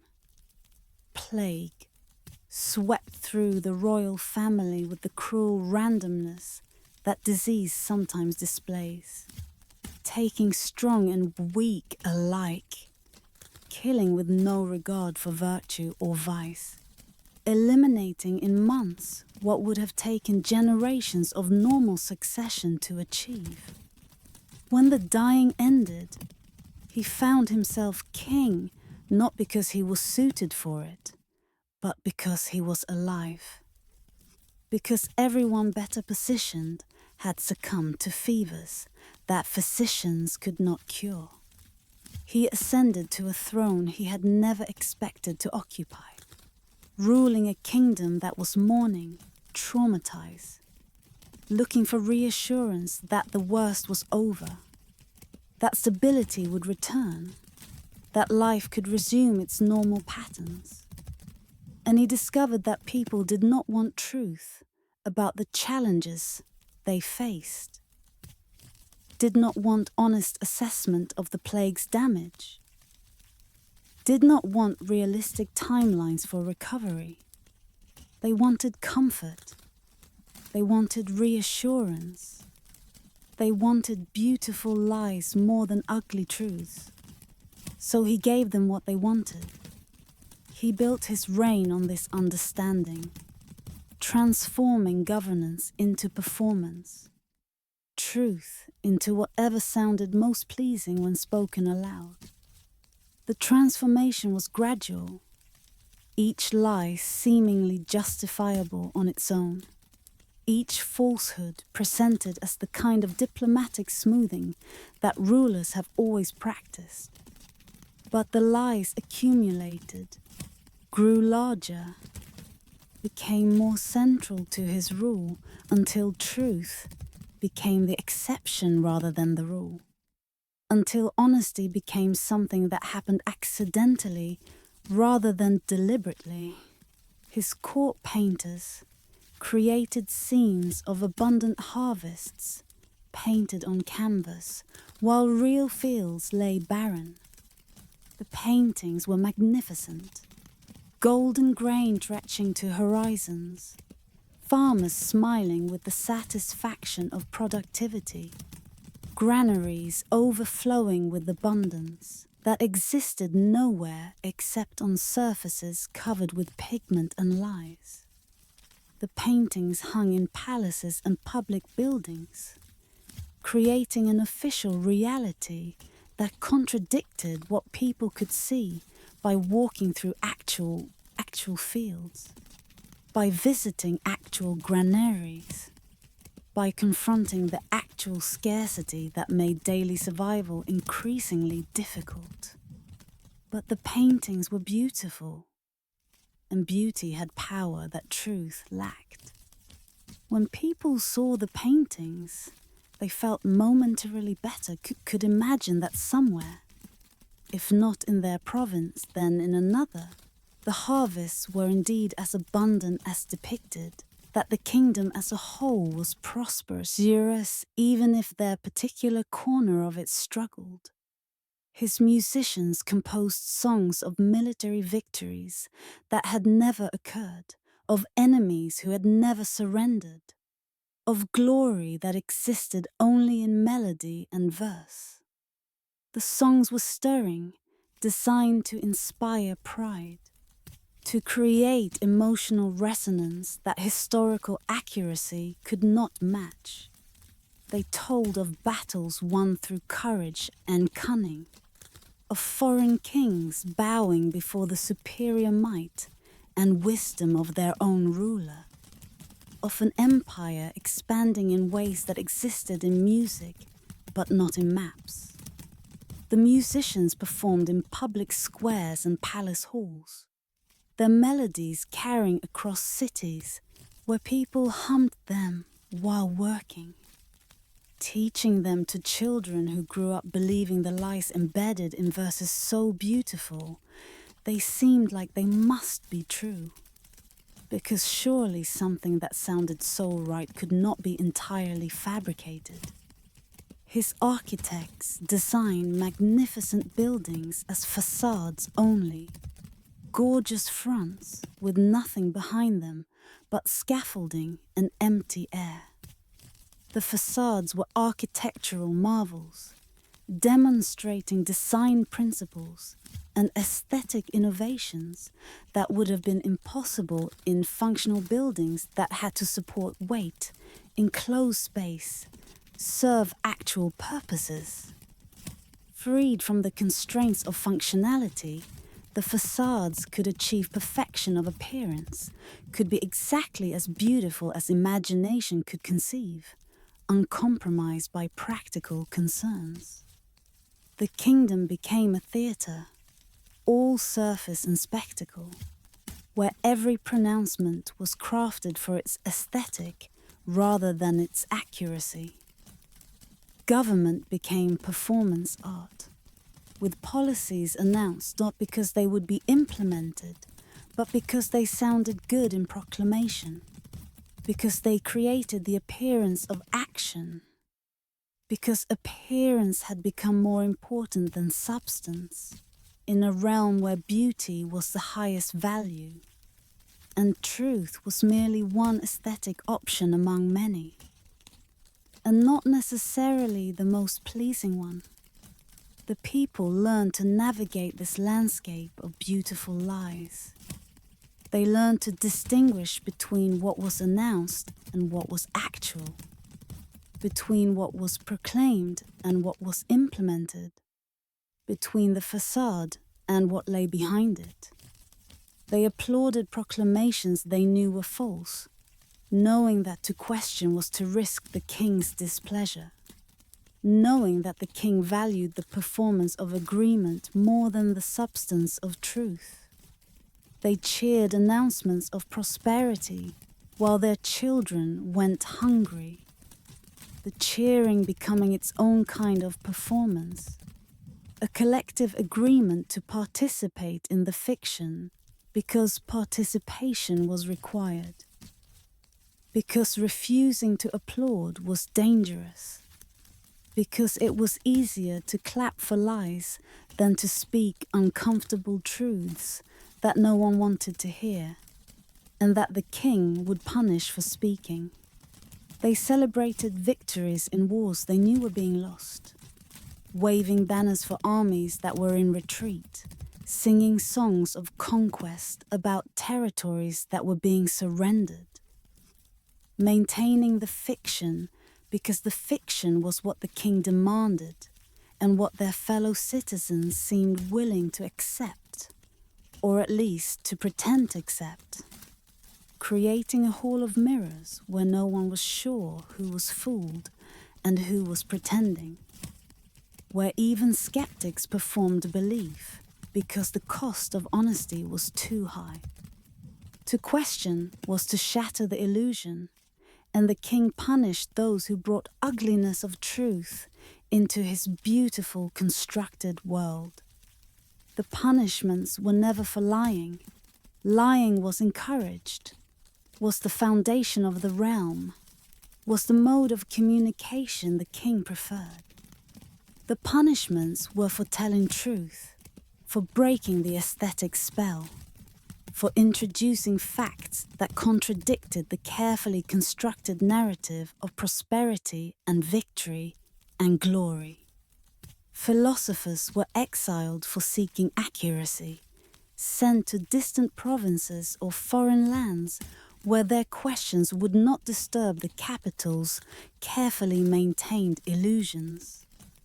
The philosophers had committed no crime except asking whether proclamations matched reality, whether paintings depicted what existed or what was imagined, whether victories announced had actually occurred or were merely composed like music, beautiful in sound but fictional in content. Historians were replaced with poets. The study of the past transformed from investigation of what happened to creation of narratives that served present purposes, that made the current king seem inevitable. His reign a culmination of history rather than an accident or plague. His lies a continuation of eternal wisdom rather than a recent innovation born of insecurity and maintained through censorship. Scientists were asked to make their discoveries sound more pleasing to the royal ear, to sacrifice precision for prettiness, to describe their findings in language that was beautiful rather than accurate, to recognize that truth in the king's realm was subordinate to aesthetics, that a lovely lie was preferable to an ugly fact, that knowledge that could not be made beautiful was knowledge that should perhaps remain undisclosed. Yet in the quiet moments, in the spaces between performances, the people knew. They knew their king was building a kingdom of lies, lovely and hollow as a painted egg, beautiful to contemplate but without substance, without nourishment, without the truth that sustains more surely than beauty ever can. They knew that reality could not be postponed indefinitely, that truth postponed becomes truth magnified, that beauty built on deception must eventually crack under the weight of the reality it cannot quite suppress. That facades, however gorgeous, eventually reveal their emptiness, When storms come that require actual walls, actual roofs, actual structures that can shelter rather than merely appear. And in their homes, behind closed doors where performances were not required, where the king's surveillance could not penetrate, where the price of honesty was lower, they taught their children to distinguish between what sounded beautiful and what was true. They taught that music could be lovely and still be lies, that paintings could be magnificent and still be deception, that words could be poetic and still be false. They prepared their children for a day when the facades would fall, when the music would stop, when the kingdom would have to face itself in mirrors that had been covered with paintings of imaginary splendor for far too long. They taught survival skills for a world built on lies. How to hear what was not being said. How to see past surfaces to the emptiness behind them. How to function in a system where truth was dangerous and lies were mandatory, but where some core of honesty had to be preserved, or humanity itself would be lost to performance.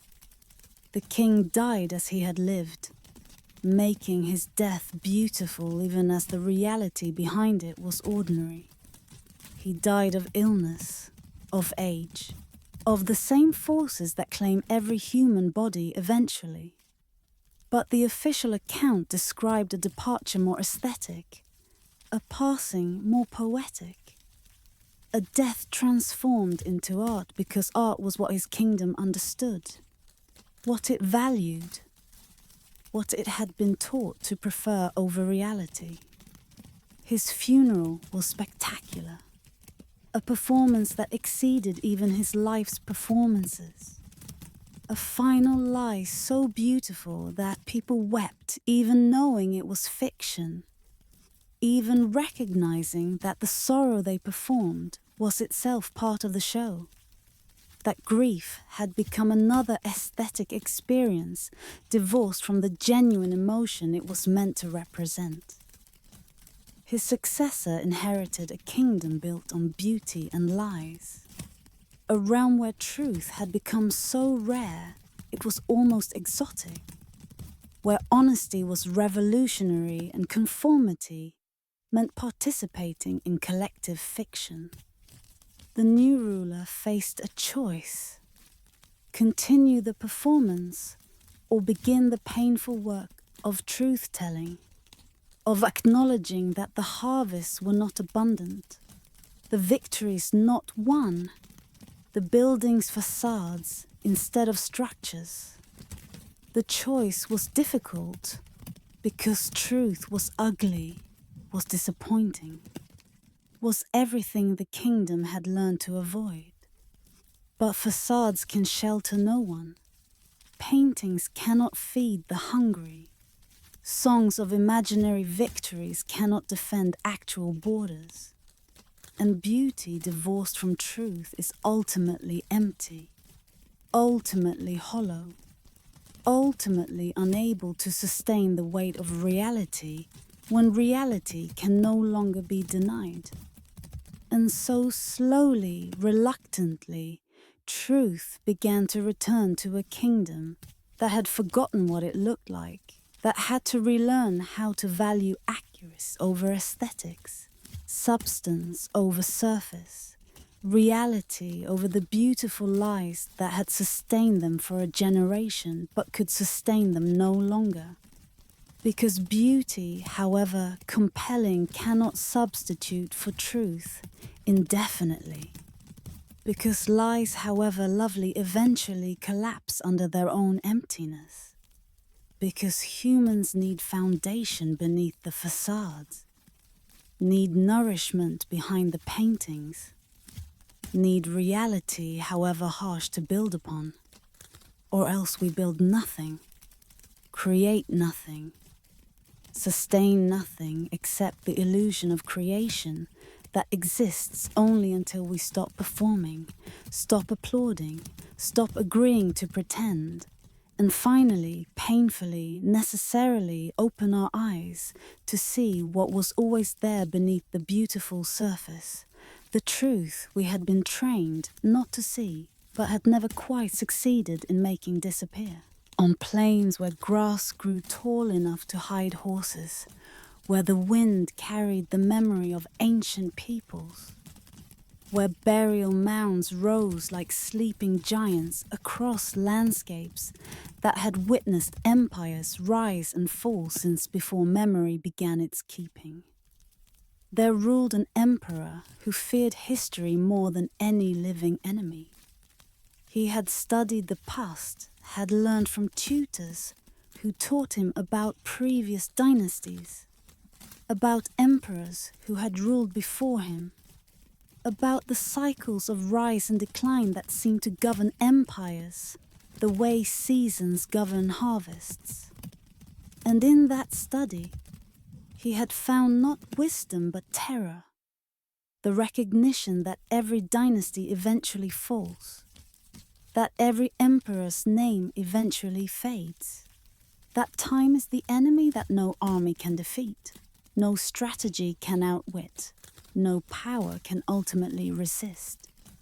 His fear was not merely of being forgotten, though that fear was real enough, but of being compared, of being measured against predecessors and found wanting, of being placed in context that diminished him, of being one emperor among many rather than the singular figure he needed to believe himself to be. His solution was radical: to erase context entirely, to destroy comparison by destroying what he might be compared to make himself not just the greatest emperor, but the only emperor, the beginning of time itself, with nothing before him worth remembering, because officially there would be nothing before him to remember. He believed the past was a burden, that memory itself was a form of rebellion, that to truly control the present, he must erase everything that came before. The logic was totalitarian in its completeness. If people had no memory of other rulers, they would have no basis for judging whether their current ruler was good or bad, competent or incompetent, just or tyrannical. If all they knew was the present emperor, then the present emperor would define what emperors are, what rule means, what was normal, and what was exceptional. He ordered the destruction of all records predating his reign, the burning of genealogies, the toppling of monuments that honored ancestors. The purge was systematic, thorough, conducted with the kind of bureaucratic efficiency that turned destruction into administrative routine. Teams of officials moved through the empire cataloguing what existed before ordering its elimination, creating lists of what would be unmade from inventories of history that would themselves be destroyed once the objects they described no longer existed. Genealogies were particularly targeted because they created chains of identity stretching back through generations, because they positioned individuals within families and families within histories that predated the emperor's reign. Every family maintained genealogies, records of ancestors that connected living descendants to the past, that provided context and identity, that said, you come from these people, you carry these names, you inherit these legacies. The officials collected these genealogies, removed them from family shrines and private archives, gathered them in central locations where they were publicly burned. The fires consumed generations of a memory, reduced carefully maintained records to ash, severed the connections between past and present that the documents had preserved. families watched their histories burn, knowing that when the fires died, they would officially become people without past, individuals without lineage, present tense beings disconnected from the generations that had produced them. His scribes worked in teams to rewrite history, creating a new past where the world began with his coronation, when nothing of consequence occurred before his throne was established. The new histories were elaborate fabrications, composed with attention to detail that made them plausible, that created a consistent narrative where the emperor appeared not as a usurper of history, but as its inevitable culmination, the moment toward which all previous time had been building, even though that previous time was being systematically erased. They composed chronicles of his dynasty stretching back generations, inventing ancestors who had never lived, fabricating traditions that had never existed. The fictional ancestors were given names, dates, accomplishments. They were described with specificity that suggested authenticity. This ancestor conquered that region in that year. This ancestor established that institution. This ancestor married that foreign princess to create that alliance. The fabricated traditions were embedded in the present, given ancient origins that made them seem immemorial when they were actually contemporary inventions. The empire was given a manufactured memory, a past tailored to justify his present, to make his rule seem inevitable, foretold, destined by forces that existed only in documents written the previous week. The manufactured memory served multiple purposes. It legitimized his power by creating historical precedent for it. It provided models of proper behavior that just happened to align with what he wanted his subjects to do. It created the illusion of continuity, where there was actually rupture, revolution, the violent imposition of a new order that wanted to pretend it was the natural continuation of an old order that had never existed. He built monuments, massive structures that dominated the landscape. But these monuments commemorated nothing. No battles, no heroes, no historical moments. They existed purely as markers of his reign, blank slates of stone and metal that said only, "I was here, I ruled, nothing before me matters." They stood like tombstones over the grave of memory itself, each one a declaration of erasure, a victory of forgetting over remembering. The monuments were enormous, requiring years to construct, consuming resources that might have built cities or fed populations, or any of the 1,000 things that empires need to thrive. But they served his purpose. They were impossible to ignore. They dominated sightlines across entire regions. They announced in stone that could last millennia that this emperor had ruled here, that his reign was the only reign worth commemorating, that whatever came before or after was subordinate to this moment, this rule, this singular presence that demanded acknowledgement while refusing to acknowledge anyone who had come before. The people adapted, as people do. They forgot their true histories, or claimed to forget, or hid their remembering so deep it became like a dream that might not be real. The forgetting was partly genuine. When official histories are rewritten and old records destroyed, when even speaking of the past becomes dangerous. Genuine knowledge fades as those who remember die, and those who come after know only what they have been taught, which is what the emperor wanted them to know, rather than what had actually occurred. But the forgetting was also performance.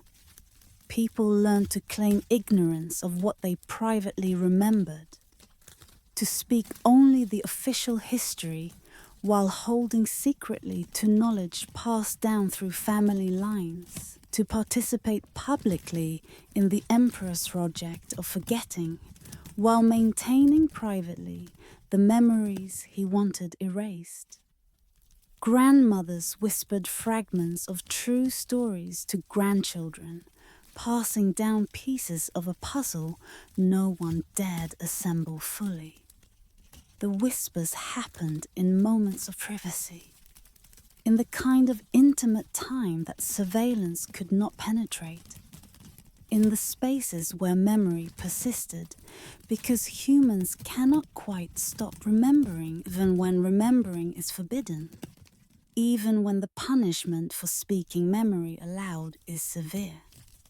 The stories were fragmentary because completeness was dangerous, because possessing too much historical knowledge made one suspect, because the safest way to preserve memory was to break it into pieces distributed across many minds. No single person holding enough to reconstruct what had been lost, but the pieces together forming a complete, if scattered, archive of what the emperor wanted forgotten. Songs survived with their melodies intact, but their words changed. Carriers of truth in codes the empire's monitors could not quite crack. The melodies were old, some dating back generations or centuries. Familiar people who had learned them in childhood before the emperor's campaign of forgetting began. The words were new, changed to remove historical references, to eliminate names of pre-emperor rulers, to scrub away anything that suggested time existed before the current reign. But melodies carry memory too. The structure of a song, its rhythm and progression, can suggest narrative even when words are changed. People who knew the old words heard echoes of them in the new versions, could reconstruct from melody what had been removed from lyrics, could remember through music what they were forbidden to speak directly. And in caves, in forests, in places the emperor's monuments could not reach, people carved symbols into stone, left marks that said, "We were here before you. We remember what you command us to forget. We hold the truth of our existence against your insistence that we began when you began, that we are only what you say we are, that history is whatever the present moment requires it to be." The carvings were risky. Anyone caught making them face execution or worse. But they were also necessary, a form of resistance against total erasure, an insistence that memory had value, even when memory was forbidden, that truth persisted even when truth was officially replaced with fiction. The symbols were sometimes names of ancestors, sometimes dates of real historical years, sometimes just marks that said, "I was here, I existed, I remember," in the simplest possible terms. They were hidden in places that required effort to reach, that most people would never visit, that the emperor's enforcers were unlikely to discover.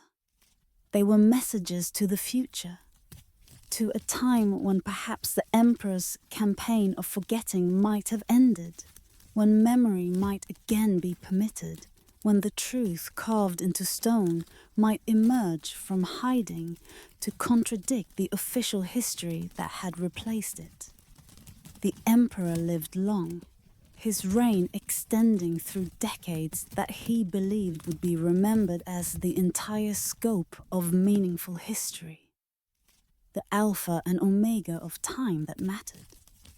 He grew old surrounded by monuments to forgetting, by histories he knew were fabricated, but had repeated so often they began to feel true even to him, by a population that performed the forgetting he demanded, while maintaining in secret the memories he could not quite destroy. When he died, the empire faced crisis, not because his death created instability, but because his entire system was built on the fiction that he was eternal, that his reign would never end, that what came after him was literally unthinkable because official history taught that nothing meaningful existed before him, and therefore nothing meaningful could exist after him. His successor, a son who had been raised in the manufactured history, who knew no other version, attempted to continue the project of forgetting, adding his father to the short list of emperors whose existence was permitted to be remembered, while continuing to erase everyone who came before. But the project was unsustainable. Memory is resilient, more resilient than stone, more persistent than imperial decrees. Gradually, the old histories began to resurface. People who had whispered fragments to grandchildren found that those grandchildren, now grown, were willing to speak more loudly. Scholars who had hidden old texts brought them out of hiding. The symbols carved in caves and forests were discovered, decoded, recognized as authentic histories that contradicted the official narrative. The revelation was painful for a society that had been taught one version of its past, only to discover that version was entirely fabricated. It created identity crisis, made people question what else they believed that might be false, undermined trust in institutions that had participated in the emperor's deception. But it also created liberation. To recover authentic history was to recover complexity, to understand themselves as inheritors of a past richer and more varied than the emperor's simplified narrative had allowed. They were not people who began with the emperor's coronation, but people with roots stretching back through centuries of change and continuity, of multiple dynasties and numerous emperors, of histories that were their actual inheritance rather than fabrications imposed on them. The monuments to forgetting remained too massive to easily remove, too much part of the landscape to simply disappear. But their meaning changed. They became monuments to the danger of erasure, warnings about what happens when rulers try to control the past. Reminders that memory is powerful, that truth persists, that attempts to impose forgetting ultimately fail, because humans are remembering creatures, because our nature is to connect past to present to future, because we cannot be reduced to present tense beings, however much rulers might wish to make us so. And the empire learned, or relearned, what the emperor had tried to make them forget. That history is not burden, but context. Not rebellion, but foundation. Not the enemy of power, but the ground on which sustainable reform must be built.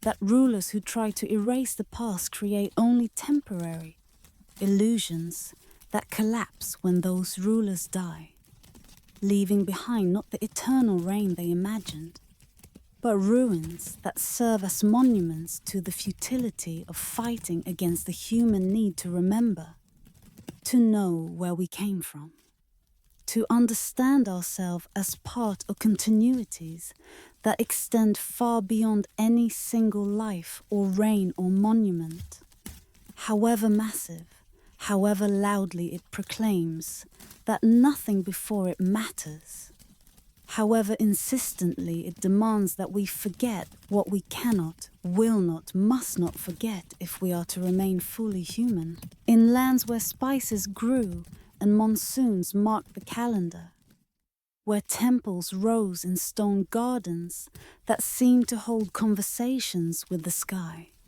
where the very air felt sacred in ways that required no explanation, because sanctity was woven into the fabric of daily life. There ruled a king who believed heaven could be bought, that salvation was a transaction like any other, that sufficient gold could purchase entry to whatever afterlife his priests described. His religion had not always been transactional. In his youth, he had been taught that devotion meant service, that faith expressed itself in ethical living, that the divine valued the condition of the heart over the weight of donations. But somewhere in the journey from prince to king, religion had transformed for him from relationship to commodity, from spiritual practice to spiritual commerce, from something he was to something he could buy. Perhaps the transformation came from the nature of kingship itself, from spending decades in a role where every problem could be solved with sufficient resources, where gold opened every door and closed every complaint, where power meant the capacity to acquire anything desired simply by commanding its delivery, when every human need could be met through purchasing. Why not the ultimate need? Why not the need for salvation itself? His religion became a market, his faith a ledger of debts paid and rewards expected. He kept accounts of his religious expenses with the same precision he applied to state finances, tracking donations the way merchants tracked inventory, calculating return on investment where the investment was gold, and the return was assumed to be years in paradise, reduced time in whatever purgatories his theology imagined, upgraded accommodations in whatever afterlife awaited. He bankrupted his kingdom-building temples, so elaborate they required generations to complete, so costly that entire villages were sold to finance their construction. The temples were architectural wonders, to be certain. Soaring towers carved with such intricacy that each one represented thousands of hours of skilled labor. Courtyards paved with stones brought from quarries hundreds of miles distant. Statues so large they could be seen from provinces away. Bells cast from metal so pure their sound carried for miles on still days. But the beauty came at a cost that the kingdom could not afford. Each temple required materials gathered from across the realm and beyond. Rare woods from northern forests, marble from southern mountains, gold and gems from wherever they could be purchased or plundered. Each temple required laborers in numbers that drained villages of working-age men, that left fields untended and families without providers, that transformed productive citizens into temple workers whose labor enriched the divine but impoverished the living. He commissioned prayers in such quantity that monks worked in shifts, their voices hoarse from constant chanting, their hands cramped from counting prayer beads that numbered in the millions. The monks had once chosen religious life for its contemplative nature, for the opportunity to develop spiritual depth through meditation and study. But the king's demands transformed monastic life into religious industry, into the mass production of prayers, whose quantity mattered more than quality, whose volume was assumed to compensate for any lack of sincerity. The monks chanted through exhaustion, through the point where words lost meaning and became merely sounds, through the degradation of prayer from communication with the divine to repetitive labor performed because the king paid for it, and payment required delivery. Some monks left their orders, unable to reconcile what they had become with what they had intended to be. Others stayed but hollowed out, going through motions that had lost their spiritual content, becoming professionals of prayer whose expertise was in production rather than devotion. He donated treasuries to holy men who blessed him while his people starved. Their starvation apparently not a concern that interrupted his celestial negotiations.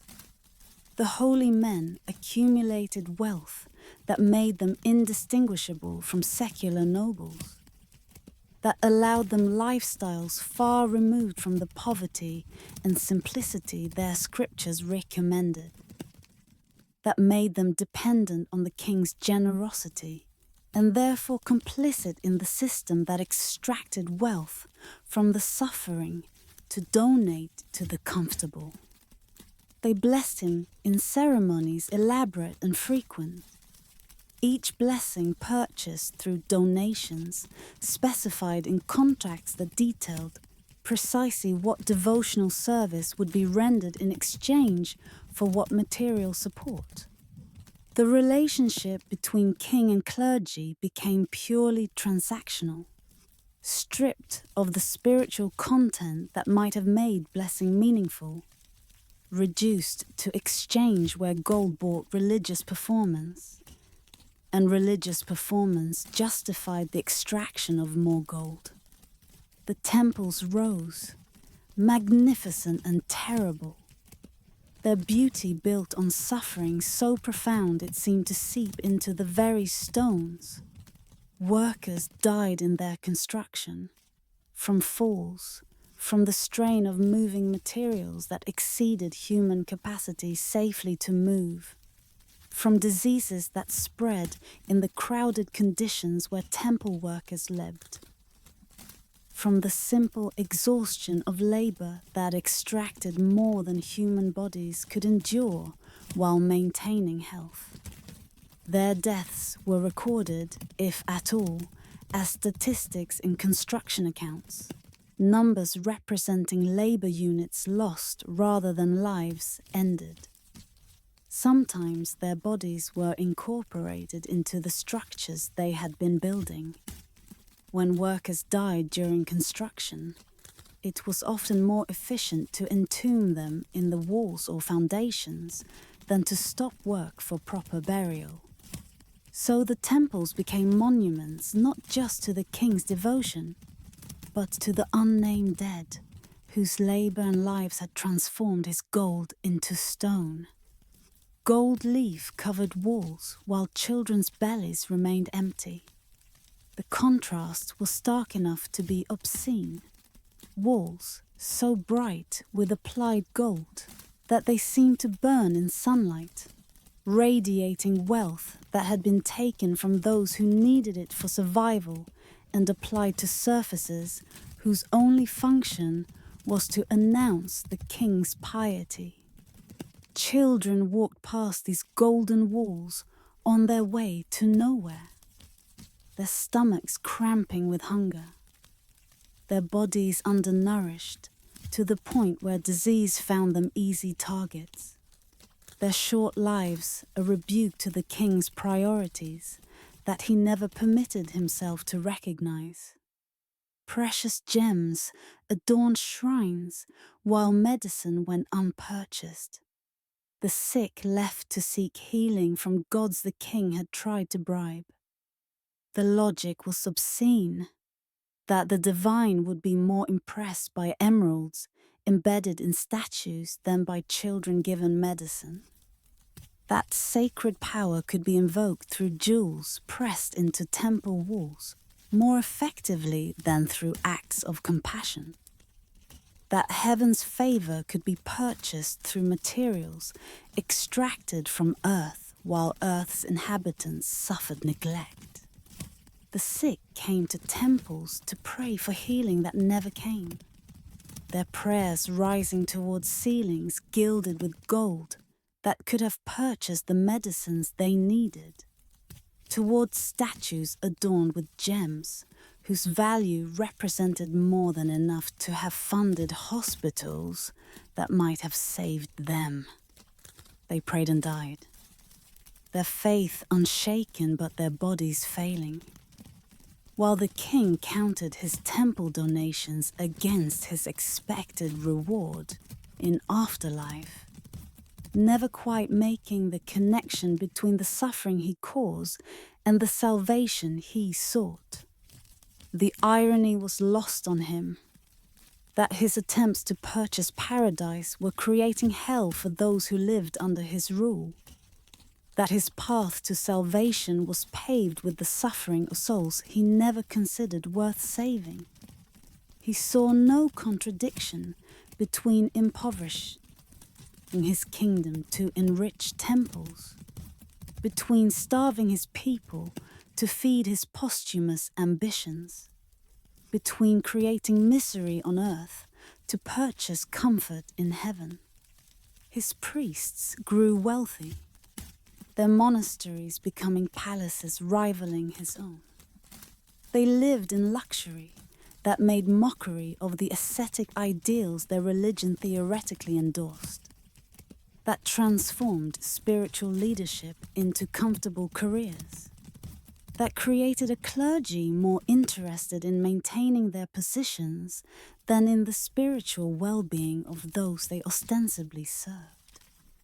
They assured him his investments were sound, that paradise was indeed for sale, that his seat in heaven was secured by each new donation, each new temple, each new ceremony funded by taxes wrung from people who could barely afford to live. The assurances were given with conviction that might have been genuine or might have been performance. It was hard to tell even for those giving them, so thoroughly had they internalized the transactional theology that justified their lifestyles. And the king believed them, because to doubt would be to acknowledge that his kingdom's suffering had purchased nothing, that his gold had bought only guilt-covered stones and the loyalty of holy men who had confused worship of the divine with worship of donation, who had forgotten, if they ever knew, that the paradise worth seeking cannot be purchased, only lived toward through actions the king had made impossible by reducing faith itself to transaction, devotion to expenditure, heaven to a commodity he convinced himself he could afford, while his people paid the true price. When he died, his funeral was magnificent, his body prepared with rituals expensive enough to have fed thousands, his tomb a monument that consumed resources that could have rebuilt provinces.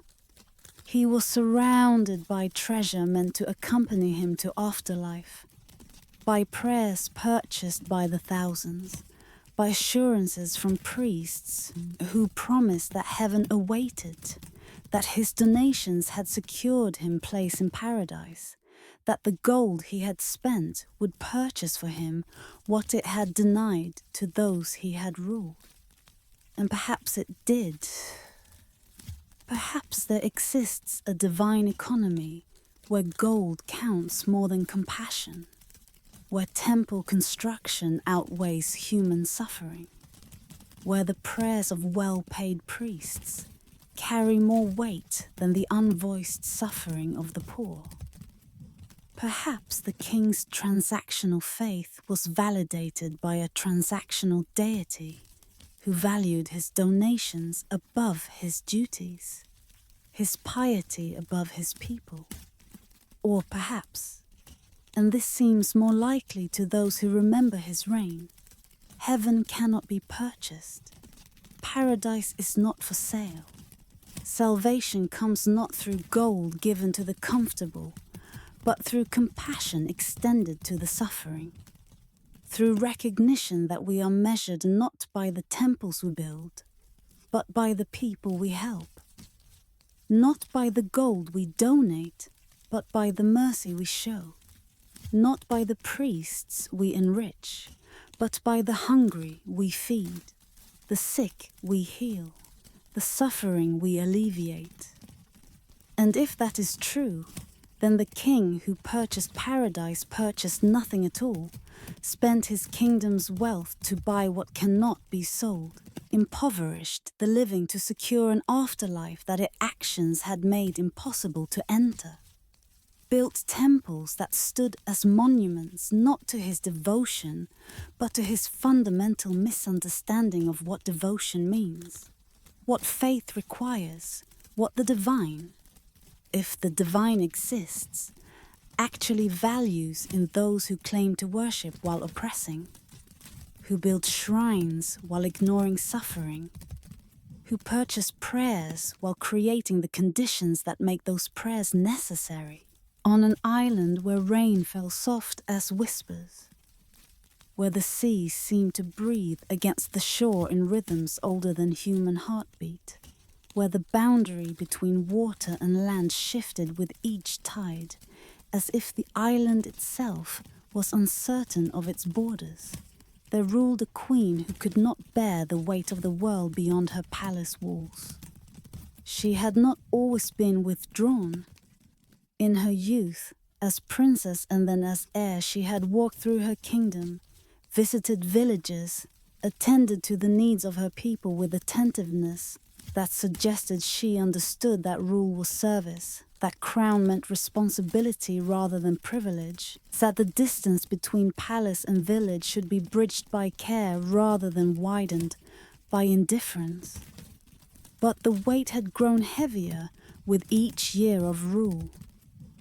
Each decision affected thousands. Each policy had consequences that rippled through the kingdom in ways she could never fully predict or control. Each problem she solved seemed to create new problems she had not anticipated. The responsibility became oppressive, the burden of care overwhelming, the constant pressure of needing to decide, to act, to be perpetually competent and wise and infallible in ways that no human actually can do. She withdrew well, slowly at first, then completely, until her kingdom existed for her only as reports delivered by ministers who learned to shade truth toward comfort, to transform crisis into mere inconvenience easily dismissed. The withdrawal happened in stages, each one seeming reasonable in the moment, each one a small step that made the next step easier, until the accumulation of small steps had carried her completely away from the realm she was supposed to govern. First, she stopped attending public ceremonies, claiming illness or pressing business that required her attention elsewhere.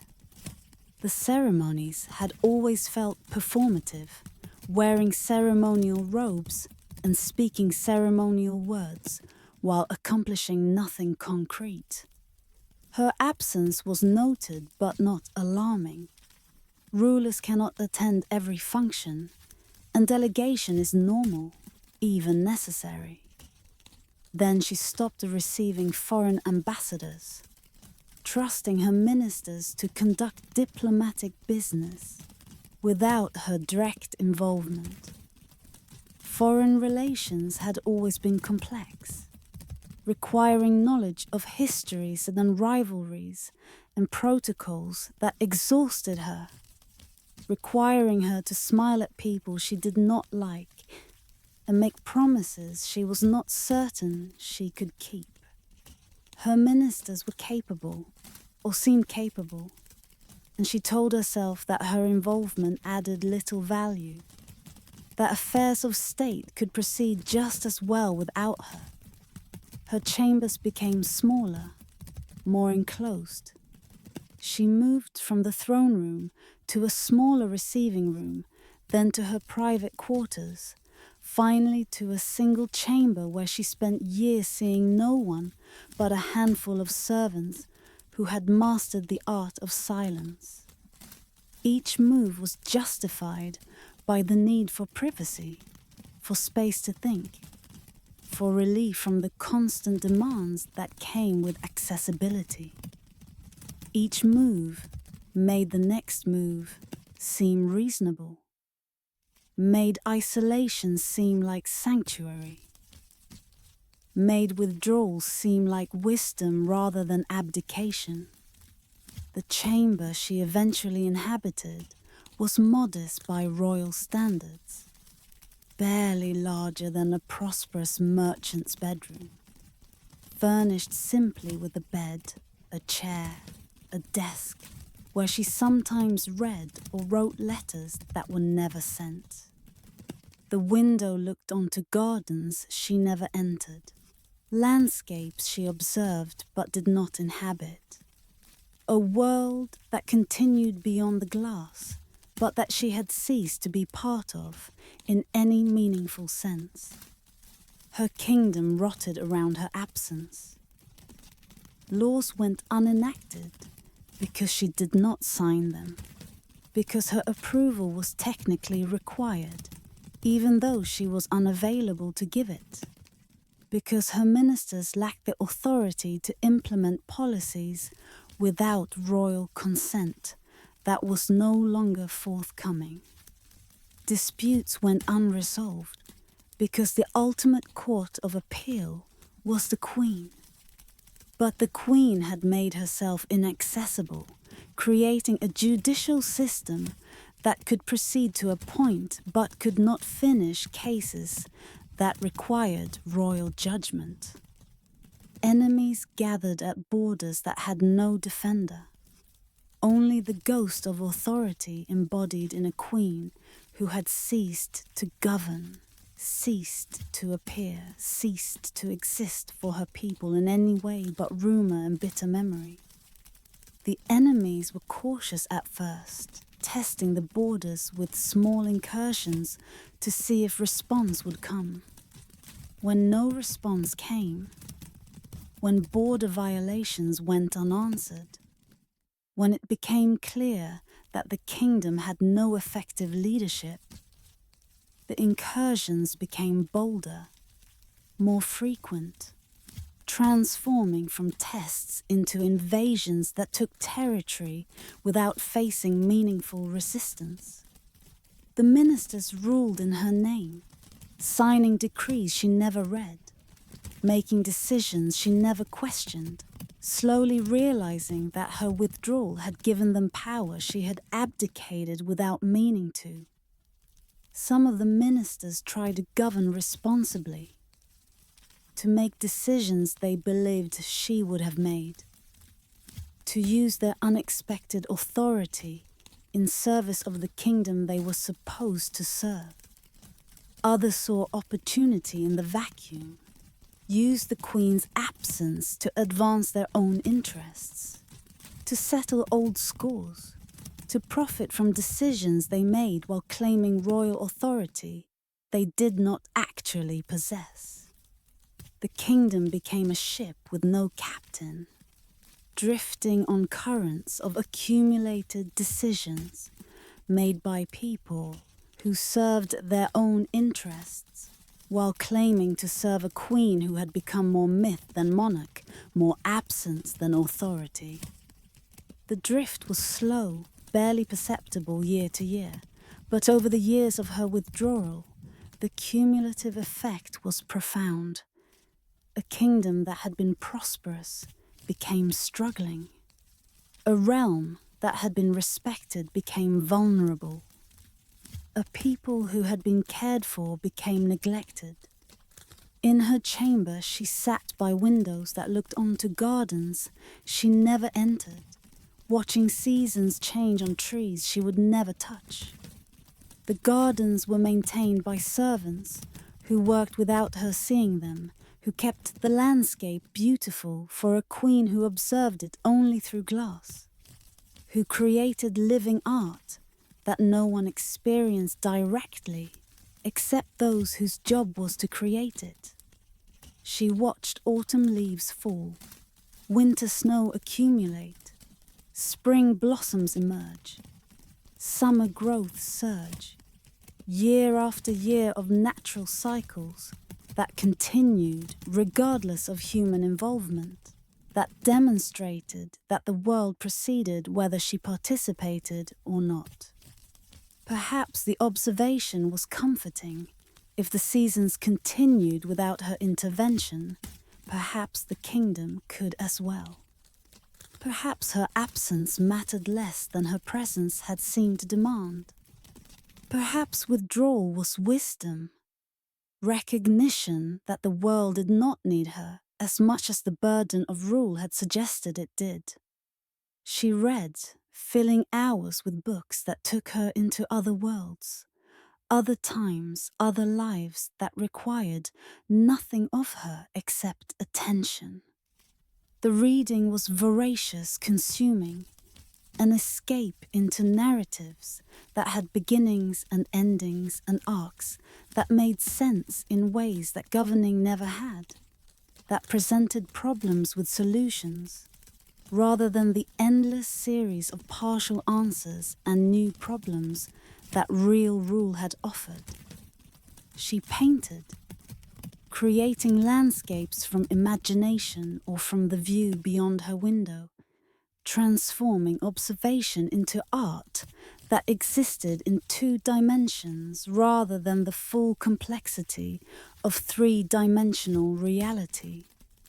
The paintings were sometimes skilled, showing genuine talent that might have been developed further if she had devoted to it the time and attention she had once given to governing.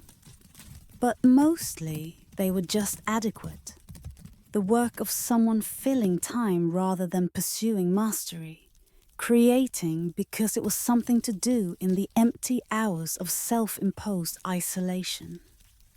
She existed in a world of her own creation where the messiness of rule, the difficulty of choice, the weight of consequence for thousands of lives never intruded. It was a peaceful world, a quiet world, a world where decisions affected only herself, where mistakes hurt no one, where the burden of responsibility weighed no heavier than the brush she lifted to paint or the book she opened to read. She had chosen peace at the cost of purpose, calm at the price of abdication. The trade might have seemed worthwhile in the moment-to-moment experience of relief from the crushing weight of responsibility. The silence of her chamber was so much easier to bear than the noise of thousands of voices making demands, needing things, requiring her attention and judgment and care. The simplicity of choosing which book to read or which landscape to paint was so much more manageable than choosing which laws to enact, or which disputes to resolve, or which advisors to trust. And her people suffered not from her cruelty or madness or ambition, but from her retreat, her refusal, her silence that spoke louder than any decree, that said more clearly than words ever could. I cannot bear this burden, and I choose not to try. The suffering from her absence was different than the suffering caused by the cruel kings and emperors whose stories had come before. There was no violence, no persecution, no active harm inflicted by royal decree. But absence can harm as surely as presence can. Neglect can wound as deeply as active cruelty. Silence can oppress as thoroughly as shouts. The people needed governance and received vacuum. They needed justice and received paralysis. They needed leadership and received void, emptiness, the shape of authority without its substance, the appearance of rule without its reality. When she finally died, quietly, in her chamber, attended by servants who had served her in isolation for years, the kingdom barely noticed. The ministers who had been ruling in her name continued ruling in her name, simply changing the tense from present to past, invoking her memory instead of her authority, maintaining the fiction a while longer before finally admitting what everyone already knew, that the queen had left them years before her death, that the woman in the chamber had been queen in name only, that the burden she could not bear had been transferred by her refusal to shoulders that carried it by default, because someone had to and she would not. Her successor, a distant cousin who had been governing a province with more engagement than she had given her entire kingdom, arrived to find a realm that had learned to function, despite rather than because of royal authority, that had developed ways of managing without effective central control, that had adapted to neglect by creating alternative structures of power and decision-making. The new ruler faced a choice: to restore central authority or to acknowledge what had emerged in its absence, to reclaim power the previous queen had abandoned, or to work with the distributed governance that had developed to fill the void. It was a choice the previous queen had made herself unnecessary to make, a consequence of her withdrawal that demonstrated that rulers are never quite as indispensable as they might wish to believe, that kingdoms can survive even absent leadership, though survival is not the same as thriving, and adaptation to neglect is not the same as flourishing under care. And so the final lesson of this chronicle of worse kings is not about cruelty or madness or ambition, but about absence, about what is lost when those who could lead choose instead to retreat, when power is abandoned by those who hold it rather than seized by those who seek it.